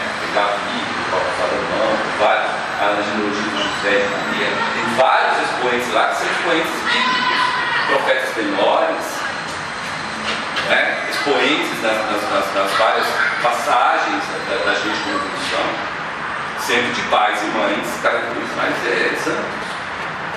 Isso é importante, gente, né? Isso é muito importante. O Marcelo fala que aquilo lá atrás é muito grande para eles, porque não tem chance, não tem chance. As pessoas que podem não querem. As pessoas que não podem querem. Aí quem nasce? Nasce irmãos que precisam dessa evolução na base da violência, na base do sofrimento, na base do sofrimento. Portanto, mas a flor de ló, ela não nasce no lixão? A flor de ló, em termos de genealogia, ela não nasce no lixão? Sim. Por que o ser humano não nasce? O ser humano pode nascer, mas o problema é o corpo. O corpo precisa de material, porque veja bem, como é que eu posso ter uma prontidão de corpo físico e tal, se o material que eu tenho disponível de pai e mãe não é o suficiente para mim? Lembra? O corpo nosso corpo denso, ele tem muito que o meu pai e minha mãe pôde fornecer.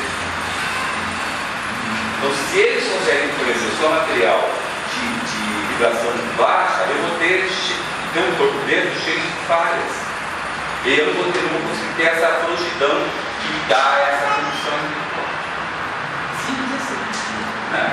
Bom, por isso que Maria e José, se vocês olharem lá, você viu que Maria e José foram escolhidos para serem os pais de Jesus. E que Maria falava? Lembra que Maria falava? Não sou digna de ser isso.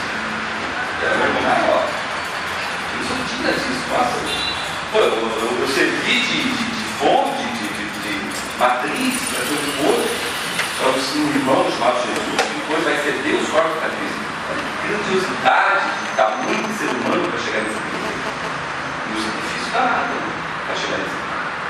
E José é extremamente anônimo, né? A gente ouve José um pouco na Bíblia, né? Um anonimato assim, fantástico. A importância dele foi tão grande que desapareceu. Não precisou ser, né? Entendeu? Você vê como é, que tamanho de irmão, né, de época, é um ser desse forte. Né? Bom, além dos irmãos maiores, tem um outro cara, um outro pessoalzinho também, seres humanos, que começa com A e a segunda palavra começa em quem? Ai, artificial. O que é? Certo? Quem são os seres invisíveis? São seres invisíveis. São seres que não dá para ver. Eu não sei quem é, eu não consigo ver, eu não vou saber quem é. Quem são os seres invisíveis? Nossos irmãos? A gente está cheio de irmão, hein? Eita, irmã, ele está cheio. Mas quem são? Mas eles são irmãos, irmãs, o quê? Primeiro, são seres humanos, certo? Seres humanos, isso é muito importante. Não são seres dos planetas, não são pessoas que vêm do além, né? São seres humanos que passam aqui. No caso da Fraternidade da Rosa Cruz, os auxiliares invisíveis são probacionistas. Isso está muito claro pelo Maxênio, tá? No caso da Fraternidade Rosa Cruz, pelos irmãos maiores da Cruz, um auxiliar invisível ele é probacionista. Então, se pelo método Rosa Cruz, isso é muito importante que eu vou falar, da Fraternidade Rosa Cruz, você não for probacionista, você não será a Fraternidade Rosa Cruz um auxiliar invisível. E eu vou explicar por quê. Porque senão eu vou falar assim, putz, mas esse negócio é assim, né? Mandou isso. Não, tem uma explicação interessante para isso que eu vou mostrar aqui, tá? Então, primeiro, os seres humanos probacionistas chegaram a um grau de evolução, então além, a situação de você ser probacionista é uma necessidade, mas não é uma suficiência. Quer dizer, é necessário ser probacionista, mas não é suficiente para ser auxiliar invisível, tá? Durante o dia, vida consagrada ao serviço amoroso e desinteressado. Durante a noite, com seus corpos almas, o probacionismo não tem corpo alma, não é auxiliar invisível. Colaborador assíduo dos irmãos maiores. Ok? Tá? Então, auxiliar invisível da Fraternidade Rosa Cruz é um probacionista que durante a vida consagra sua vida ao serviço amoroso e interessado, e para fazer isso tem que fazer esse de introspecção, porque se não fizer, nós somos imperfeitos, nós falhamos, e a nossa vida muitas vezes não é consagrada ao serviço amoroso e interessado, nós falhamos. Essa conversão daquilo que não foi consagrado ao serviço amoroso e interessado, a gente consegue através da prática da retrospecção. Se você não fizer a retrospecção, não tem como você ter essa vida consagrada, porque todos nós erramos. Lembra disso? A vantagem da retrospecção é pegar esse erro conscientemente e corrigi-lo, primeiro pelo arrependimento e depois pela reforma íntima. Aí sim eu tenho essa consagração. Se eu não fizer isso, porque esqueci, dormi, estou cansado, saco cheio, não tenho tempo, dormi 1 hora da manhã, acordo 5 da manhã, vou lá, então não vai ser auxiliar invisível, por mais provações que seja. Por quê? Gente, isso aqui é uma coisa séria. A gente vai ver aí que nós vamos mexer com a vida da outra pessoa. Vai atuar dentro da outra pessoa. Você vai atuar no destino da outra pessoa. Você vai ajudá-la no seu mais profundo plano. É uma responsabilidade assim enorme, mas enorme da conta. Porque você não pode ferir o livre da pessoa. Você tem que respeitar o direito dela e querer ficar no estado que está, por mais doloroso que seja para ela, por mais doloroso que seja. Não é uma coisinha simples, tipo assim, salvei, não. Fazendo uma correção toda noite, mais ou menos um mês, chega uma hora que não precisa mais eu nem fazer correção, porque já estou. Bom seria, que bom! Que bom seria! Bom seria! É tão bom, sabe? Que bom seria! Mas não deixe nessa, nós estamos sempre cometendo erros. E ele tem que reparar esses erros. A reflexão é a maneira mais científica, como o Marx diz, a maneira mais eficaz para as pessoas fazerem isso. Não tem só ideia.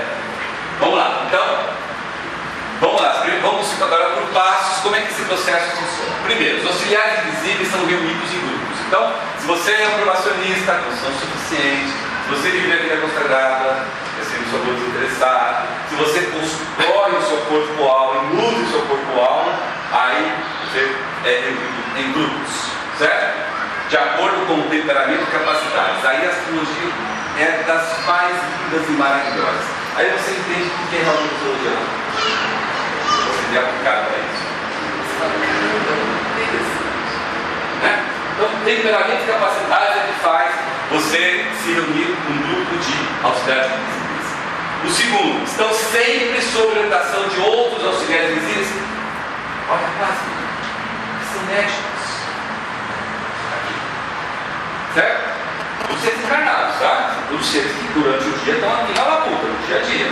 Entendeu? Auxiliar invisível, ó. Eu sou auxiliar invisível, só desencarnado, só trabalho aqui à noite, dia a dia, quero visitando. Certo? Existem seres encarnados, que tem corpo denso, que tem corpo vital. Ok? Não adianta você falar você auxiliar invisível quando morrer, não vai.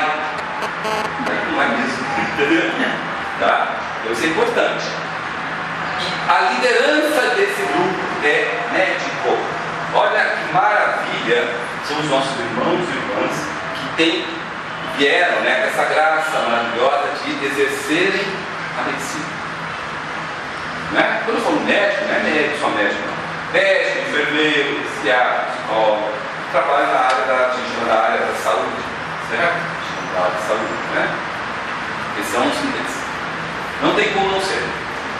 Não tem como ter um grupo de auxiliares invisíveis que não tenha encabeçado, seja encabeçado por um irmão e irmã que, enquanto encarnado, exerce essa função.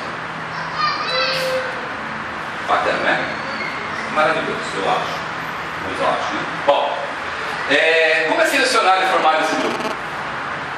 É igual quando você escolheu um time de futebol quando é pequeno, né? Você escolheu os melhores perguntas já. Como é que é escolhido? Parece à noite, você vai fazer a reflexão, aí você está pronto, chega lá. Oi, estou pronto aí. Vai escolher, pronto, ninguém escolhe ninguém. Não é assim, né, gente? Eu brinco assim, mas não é. Primeira resposta é que essa escolha é uma escolha que baseada no eflúvio do corpo vital do auxiliar invisível. Eflúvio do corpo vital. O que é o eflúvio? Cheiro, fedor, odor, é assim? Será que é isso? Pelo cheiro? O cheiro está bom? O cheiro está ruim? É assim? Não. O que é o eflúvio? A luz. Hã? A luz. Aí mandando. Você todo dia mais ou menos assim, e abaixa a luz, aí não você escolhido. O que é o eflúvio? Todos nós temos eflúvios do corpo vital. O que é o eflúvio do corpo vital? O eflúvio do corpo vital, nosso corpo vital, princípios ocultos de saúde pública, tá? está lá no propósito quando fala do corpo vital. O nosso corpo vital, ele é formado por linhas de força prismáticas, baseados nos 4 éteres da região etérica do mundo físico. O éter químico e o éter de vida, que são os éteres inferiores, eles são responsáveis pela manutenção da vitalidade do nosso corpo dentro. Quando nós dormimos, esses dois éteres permanecem juntos com o nosso corpo dentro para nos ajudar no processo de vitalização dele, para que no outro dia, quando a gente acordar, o nosso corpo dentro esteja novamente pronto para ser utilizado. Os outros 2 éteres superiores, que chamam éter vida, é isso? Luminoso, certo? Os 2 éteres superiores, luminoso e refletor, eles dois compõem o corpo alma. Esses 2 éteres é que nos dão a luminosidade do nosso corpo alma. Esses 2 éteres é que nos impulsionam e nos qualifica como instrumento, um veículo para usarmos os nossos voos da alma ou auxiliares invisíveis. Então, se eu tenho o corpo vital meu, o seu, ele é do mesmo tamanho, certo? Ele ultrapassa um pouquinho o corpo denso, mas ele é do mesmo tamanho. Eu não consigo encher, vou encher mais de éter químico de vida ou mais de éter luminoso, ele tem um tamanho só. Então, o que eu tenho que fazer? Eu tenho que ser um ser humano em que eu consiga dosar uma quantidade de éteres inferiores e superiores o suficiente para fazer esse trabalho que eu faço. Então eu tenho que ser mais eficaz. Para eu ter mais éter luminoso e éter refletor, eu tenho que ter menos éter químico de vida. Para eu ter menos éter químico de vida e manter o corpo num estado de usabilidade do dia tão eficaz quanto eu tenho que ser mais eficiente no uso desses éteres. Certo? Então, quando eu começo a aumentar a quantidade dos éteres superiores e começa a ficar mais eficaz no uso dos éteres superiores, os eflúvios do meu corpo vital abundam, sobrepassam a parte do éter químico de vida. Esses eflúvios são raios que saem do meu corpo vital e nascem dentro do meu coração. Isso é importante. Nasce aqui, no meu coração. São raios que saem daqui e que envolvem todo o meu corpo e se expandem. Por exemplo, um anjo, para vocês terem ideia, os eflúvios do corpo vital de um anjo atingem quilômetros de distância. Quilômetros. O auxiliar invisível, um santo, por exemplo, ele inunda muito mais do que o tamanho desse espaço. Porque é a abundância, a eficiência é tão forte, né, que eu consigo especializar mais material. Porque a energia etérica está aqui, éter químico de vida, luminoso, refletor, está aqui, todos nós.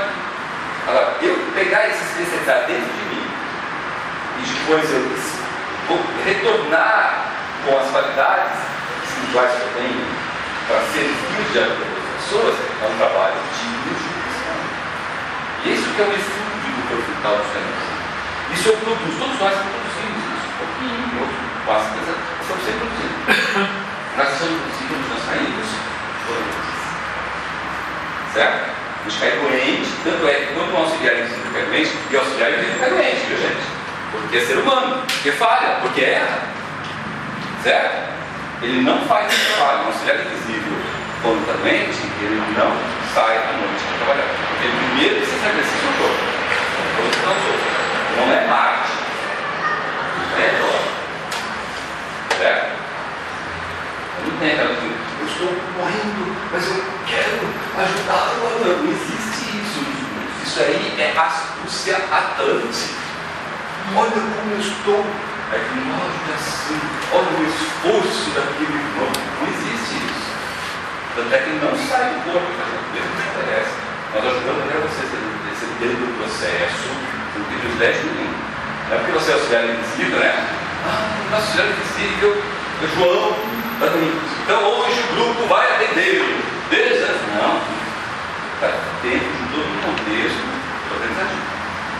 Tanto é que um auxiliar incrível, isso é determinante. Faça que funciona meu médico. Eu estou indo na escola, eu não sei isso. Não é porque sou auxiliar que diz, não vou, né? Então você não é auxiliar. Você acha que você é, mas você não é, não. Ô Carlos, antes de dormir, eu rezo 1 hora, você só reza meia. Eu sou mais brilhante, mais requisito, mais do que você. Tem nada a ver com rezar. Primeiro tem a ver com o exercício de reflexão. Você pode rezar o que você quiser. Se você não fizer exercício de reflexão, não adianta nada. Como cristão místico, cristão esotérico, nada. Então, aquele negócio é balela, fala, eu oro mal. Como cristão místico, esotérico, não. Tá? Bom, então, o seu eflúvio orbital é isso, tá?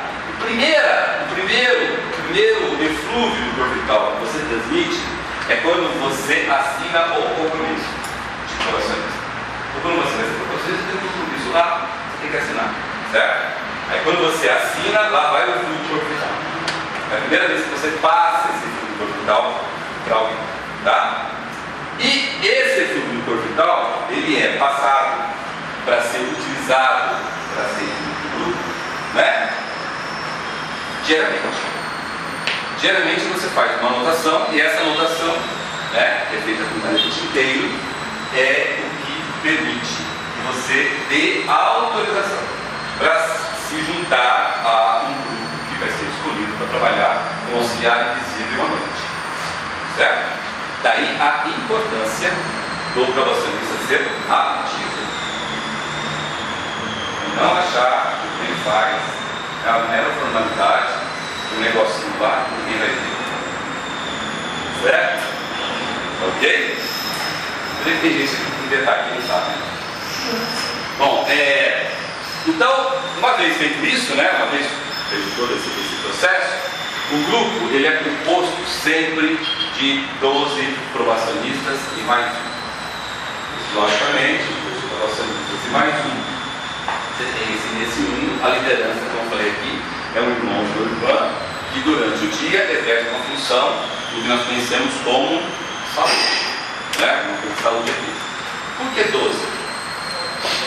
E não 10, nem 11, nem 9, 13, por que 12? Tem uma resposta clássica e uma resposta esotérica.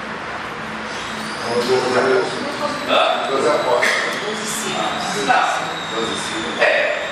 Os 12 apóstolos eu ia perguntar, por que 12 apóstolos? Por que 12? Sim.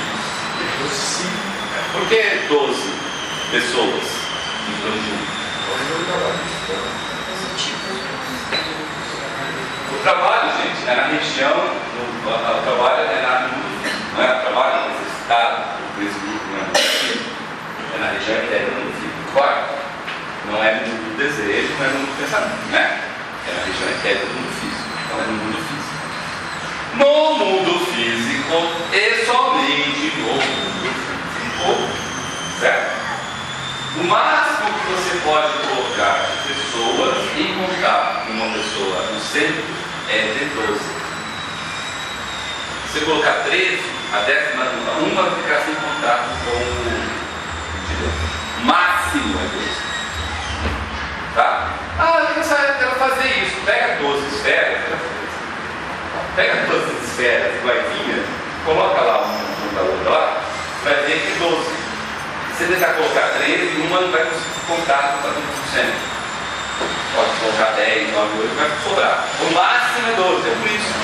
O trabalho no mundo físico, quando maior esse grupo for esse, maior a potência de cura por causa das várias doenças do mundo, você consegue ter.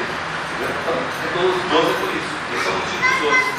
No mundo físico, no mundo do desejo e do pensamento, não há necessidade disso. Mas no mundo físico tem essa limitação. Entendeu? Você tem que ter o líder, e o líder tem que ter contato, tem que estar em contato físico com todos os outros.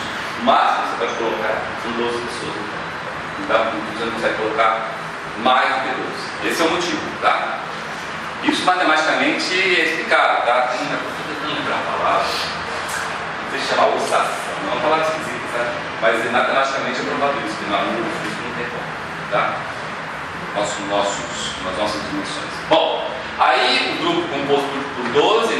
sendo selecionados, são treinados, aí isso é outra coisa importante.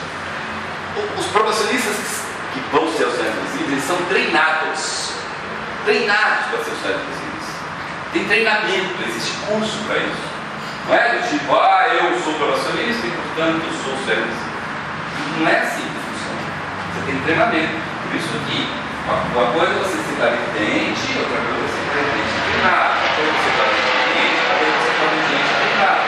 O treinamento esotérico lá, que é buscado nos propósitos, que é o preparatório para tudo isso, é uma coisa muito séria. Por isso que você tem que fazer os exercícios, observação, concentração, meditação. Você tem que fazer, né? Uma reflexão, discernimento. Você tem que fazer, faz parte do treinamento, para você entender como é que funciona as coisas a partir do encarnado, para quando você for utilizar do outro lado, você não se perder. Você imagina a concentração que o irmão desse tem que fazer quando ele está manipulando, por exemplo, o fígado etérico da outra pessoa, e aí uma pessoa totalmente perturbada, está lá dormindo, mas está nas regiões inferiores do desejo, porque está cheio de obsessão, cheio de pesadelos, cheio de vídeo, fica opilado, soltando tudo, e você lá com aquela concentração toda, trabalhando na parte vital para recompor aquela parte. Imagina a capacidade, a concentração que você tem, você desviar da atenção. Onde você aprende a ser tão concentrado assim? Está aqui, faz exercício aqui, durante o seu dia. Não é lá, é aqui. Né? Então, esse treinamento começa aqui. Não quando você é profissionista, mas quando você é estudante. Porque enquanto você é estudante, a condição que você tem é uma facilidade do que quando você é profissionista. Quando você é profissionista, você tem muito mais responsabilidade. Quando você é estudante, você tem muito mais tempo, você tem muito mais tranquilidade, você é muito mais ajudado, muito mais auxiliado. Porque você precisa entender, então, tem todo um aparato que é a tentativa de estudar. Mentinha, tudo que você falou, eu posso considerar um cirurgião do coração, trocando o coração de uma pessoa? Depende. Uma coisa é o processo físico, outra coisa é o processo etérico. Não tem todos os cirurgiões são os auxiliares invisíveis. Que deve que fosse. Que deve. Vamos lá. A parte ativa dos que solicitam aí tem toda a parte também dos pacientes. Né? Então até agora falamos das pessoas que participam do processo de vamos falar dos pacientes. Então, as pessoas que escrevem para o departamento de cura são tidos como pacientes do departamento de cura da fraternidade nos adultos. Então, o que eles têm que fazer? Escrever em um papel uma carta de próprio punho com caneta tinteiro. Então, não adianta vir escrever com esferográfico, não vai adiantar nada, tá? Não vai resolver nada. Tem que ser caneta tinteiro.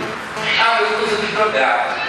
A hidrográfica, ela te dá uma capacidade muito fraca de você conseguir ler o estudo do corpo vital do paciente. Mas é barato, cada então você compra, deixa a gente comprar uma barra, né? Eles compram um monte de mosquitinho. Primeiro que tive um mosquitinho, né? Um negócio de saúde, fica molhando, certo? Era assim, um mosquitinho, né? Hoje em dia tem um, acho. Então compra lá, esse é baratinho. Esse é o sentido da caneta de dedo.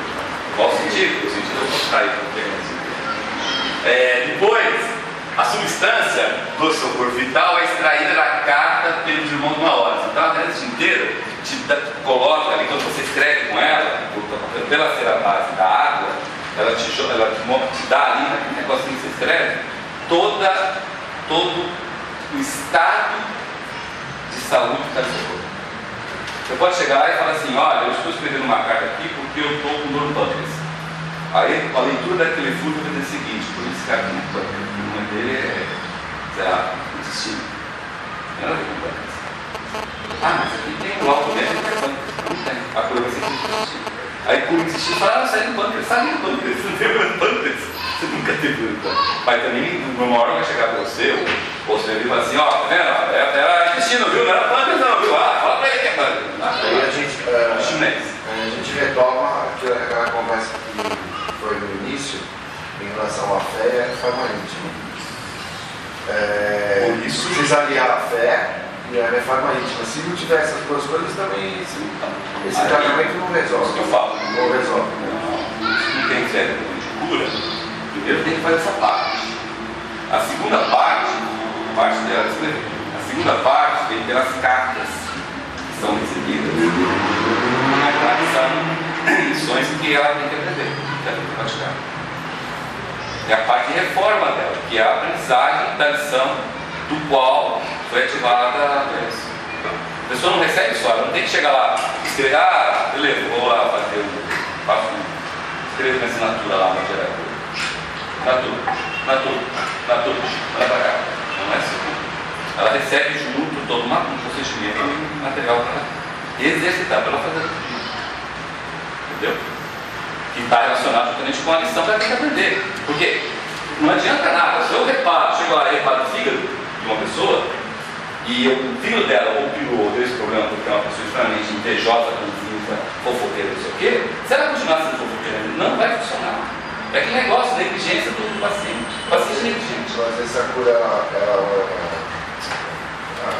pode acontecer momentaneamente.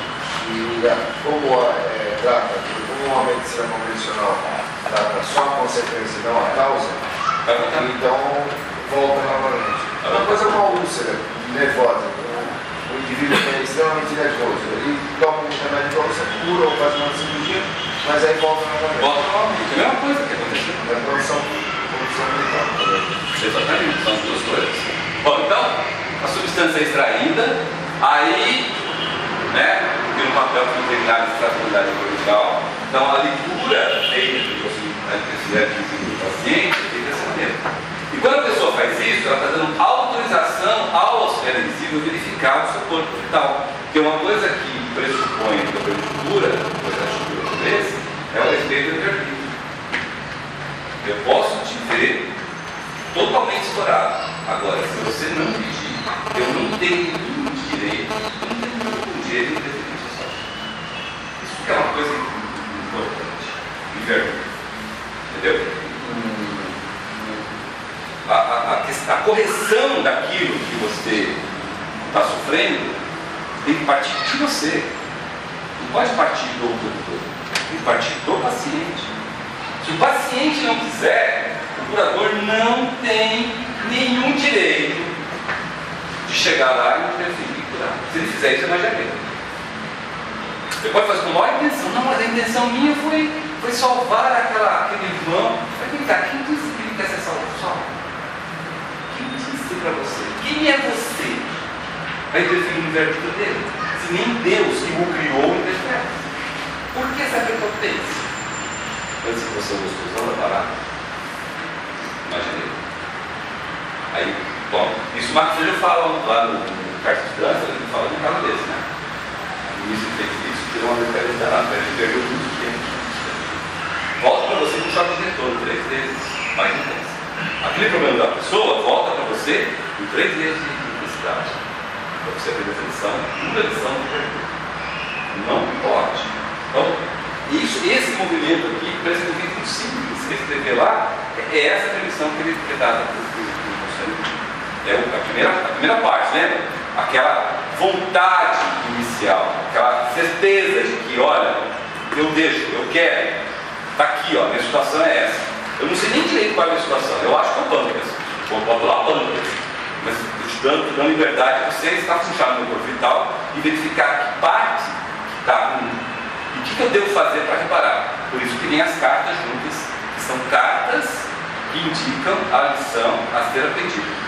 Mas olha que importante isso para quem escreveu a candidatura, talvez não saiba disso. Carta não do direto. Não tem assim. Você está com um problema no pé porque você insiste em caminhar por caminhos que não é para você caminhar. É para você caminhar para cá e não é para você caminhar para lá. Burro. Não vem isso. Nem se burro, tá? Não vem desse jeito. Por que não vem desse jeito? Porque quem tem que descobrir a lição a aprender é a pessoa. É a pessoa, ela que tem que falar, peraí, aonde é que eu estou ficando antes? Por isso que os exercícios são importantes. Na retrospecção, cai muita ficha. Você vê que certinho, cai muita ficha, porque aquela análise de efeito causa, efeito causa, efeito causa, quando cai uma ficha de efeito. Esse efeito de Deus, aquela causa, é aqui, ó. É aqui que tem. Então, no outro dia, eu vou reformar intimamente. As cartas que vêm de cura é para te dar lá a base para que lá na introdução você lembra assim, pô, aqui, ó, aqui eu li a carta de cura, entendi tal coisa, vá nessa. Ai, desculpa. Que a reforma nunca é radical, né? Aí nos outros dias eu começo a me reformar. Normalmente a reforma íntima está relacionada com o relacionamento. Tá? Reforma íntima nossa, relacionada com 99% das vezes, 99% é relacionamento. Porque se a gente nasce, Deus te mostra isso. Se a gente, qualquer um de nós nascemos aqui, num certo número de pessoas, é porque nós temos lições a aprender. Ensinar e aprender. Ensinar e aprender. Ensinar e aprender. Eu não tenho nenhuma lição a aprender sozinho. Nenhuma lição. Então, os problemas são de relacionamento. Qual lição aprendida é de relacionamento. Agora, qual? Às vezes é tão triste, o negócio está dentro da gente. Se a gente não entrar, não puxar, não trazer, não consegue. Por isso que o departamento as curas, elas não são top. Né? As pessoas às vezes escrevem ali, tá bom, não quer escrever mais. Não são assim. Quantas vidas você ficou com aquele relacionamento? E que trabalhou bastante? Quantas vezes você deve ter morrido fora dele? Quantas pessoas você fez sofrer e até matou por causa daquela coisinha que você não sabe? Então, quando a coisa vem à flora, faz esse teste para vocês. Quando isso acontece, te dá uma vontade, um desejo tão grande de resolver aquilo no ato. É como se tivesse descoberto alguma coisa assim que. Agora eu sei. Agora eu sei, caramba, puxa, agora eu quero corrigir. Aí você tenta corrigir e não consegue, porque não tem seu tempo, não tem sua hora, você dá atenção, será. Mas você sabe. E a partir do momento que você descobre, você consegue resolver. E a partir do momento que você consegue resolver, a cura começou a ser processada. E não volta nunca mais aquela doença. Pode aparecer outra. Lembra? Você está ativando, está ali na vida. Mas aquela não aparece mais. Por que não aparece mais? Porque a missão foi aprendida e você transformou aquilo em virtude. Virtude. E a partir do momento que você transformou em virtude, não há tentação que faça você cair. Portanto, não precisa mais da lição. E vocês não imaginam quantas pessoas em volta sobem junto. Incrível. Cara, eu sou um banqueiro muito rico e eu sei que você é um cara bom nessa área. Eu vou te dar milhões para você providenciar a saúde no problema. Você resolve? Não. Por quê? Tem fé? Porque não é dinheiro. Não tem nada a ver com dinheiro. Não tem nada a ver com dinheiro. Graças a Deus. Não tem nada a ver com dinheiro. Dinheiro não resolve nada. Não resolve nada. Tá. Bom, então esse caso aqui de você fazer essa inscrição, ele se fornece o exato estado do paciente. Tá? O estado do paciente é uma simples rabisqueira. Fiz um risco. Ali naquele risco está todo o meu estado emocional e de saúde básico. Nossa, será que é assim mesmo? Mas como que eu vou sofrer? Cai por isso, você está de cura. É uma maneira de você saber. Ou então converse com alguém que já esteve aqui e que já. Né? Muitos dos pacientes eles relatam que durante a noite eles perseguem os auxiliares do Mas vamos lá. Então isso dá acesso ao corpo paciente dos sinais visíveis. Aí tem uma sacada. Essa sacada que as pessoas esquecem. Conforme muda o estado do paciente, está melhorando. Está melhorando, né? Muda o registro do corpo. Certo? O corpo tem cada vez mais, os fluidos dele começam a ficar mais fortes e mais fora do corpo. Né?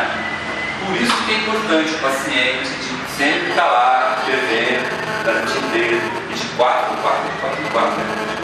Uma vez por mês, manda lá o formatinho. Por quê? Vai melhorando o corpo vital. Então, E esse processo de cura é um processo que tem tempo até, né? E a permissão para manter os velhos visíveis, manter apto a entrar no corpo do paciente, a cada renovação.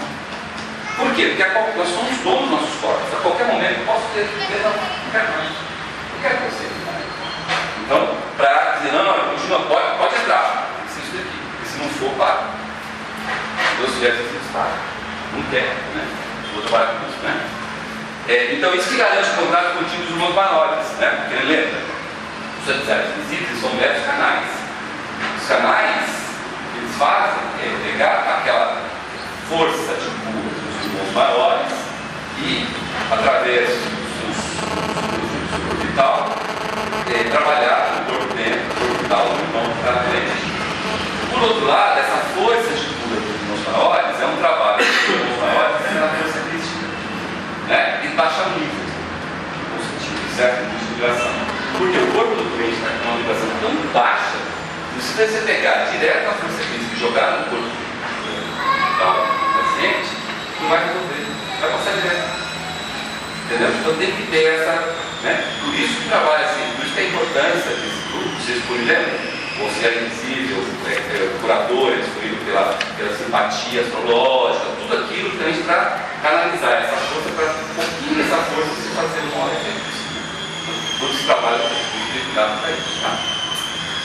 Duas informações muito importantes que muitas pessoas esquecem disso, apesar de estar nas cartas. As pessoas que estão no plano de cura recebem isso, esquecem, muitas delas esquecem.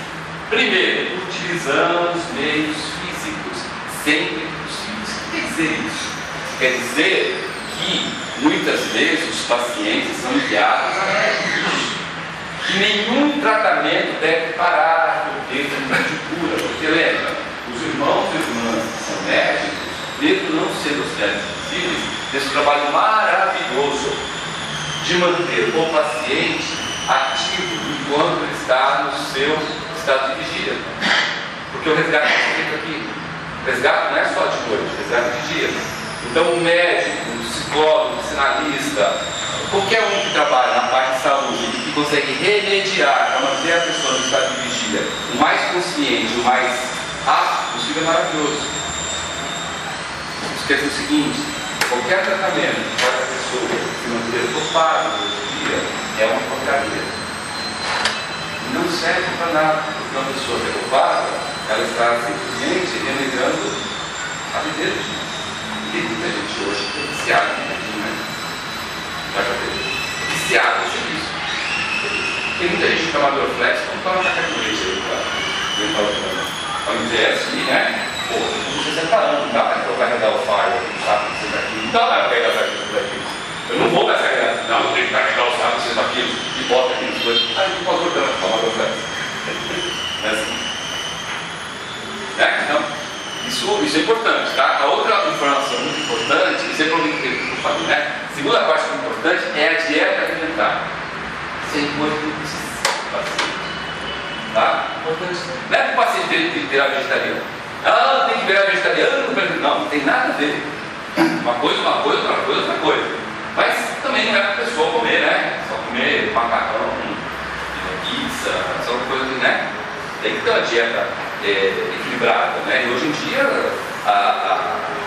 a gente tem essas informações do que é uma dieta alimentar ideal, fantástica. Hoje tem nutricionistas e tem nutrólogo, aí coisa bacana, né? Te indica o tratamento que você está fazendo médico, o que é importante comer, o que não é importante comer.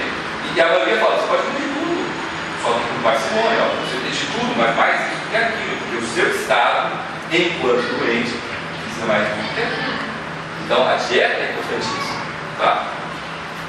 Né? Justamente para ajudar no desenvolvimento, porque o nosso corpo dentro trabalha com essas químicas, né? Se eu preciso muito de selênio, como uma castanha do Pará, então eu vou achar selênio em outro lugar, eu tenho que achar selênio. Eu preciso do selênio. E isso que indica são os sintomas das doenças, né? E os exames médicos, etc. Eu preciso disso, ok? Agora, uma coisa linda desse segundo mandamento é que esse trabalho jamais cessa. Porque em qualquer lugar, né, da Terra, durante um dia, ainda é noite.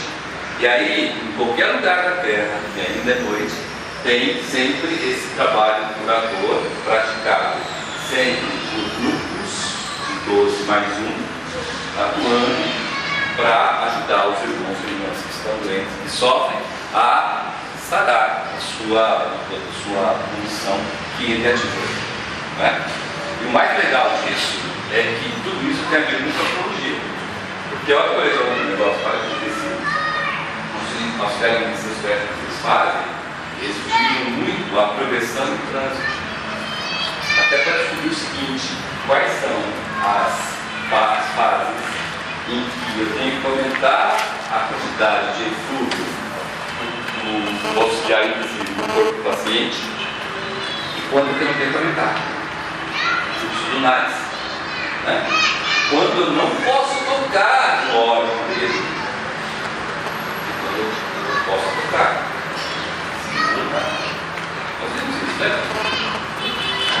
E quando nas progressões de trânsitos eles vão ter ativações e não ativações de quadraturas ou posições negativas na atividade diária. Então, o acompanhamento astrológico do paciente feito por esse trabalho é nesse sentido. E tudo isso que eu estou falando, é tudo isso que é técnico do físico. Deus acontece aqui. Certo? Nós vamos procurar, mas será que aqui na última sala que vai, né? Acho que eles fazem eu depósito de livro, você entrava para entrar no depósito de livro lá, não é aqui, tá? Fica na região técnica, não fica o cara embora. Também não é desse buraco também não, é esse buraco que é o elevador, não é esse buraco. Tá? É na região técnica, certo? Ok? Bom, gente. Carlos, então aquela ferramenta de eu aqui receber o eco químico do universo não funciona? Olha, eu falo o seguinte: quem sou eu, quem é você, para ter o mérito, né, de receber a graça divina de Deus de Deus? Quem é? Sem fazer nada. Sem fazer nada. Quem é? É raio de presunção, prepotência que faz o ser humano achar que ele é merecedor, com todas as suas falhas e defeitos, de ter a graça divina e, em cima disso, ser curado de todas as doenças. Isso é uma prepotência, é uma presunção, é uma ignorância tão grande, deixa eu pensar assim, não é? Nós somos arrogados, nós somos pessoas mais erradas. Então, quando você vê todo um movimento, por exemplo, como esses, né, um trabalho racional, baseado numa fé racional, baseado numa ciência esotérica funcionando, e trabalhoso, porque imagina o trabalho dessas pessoas.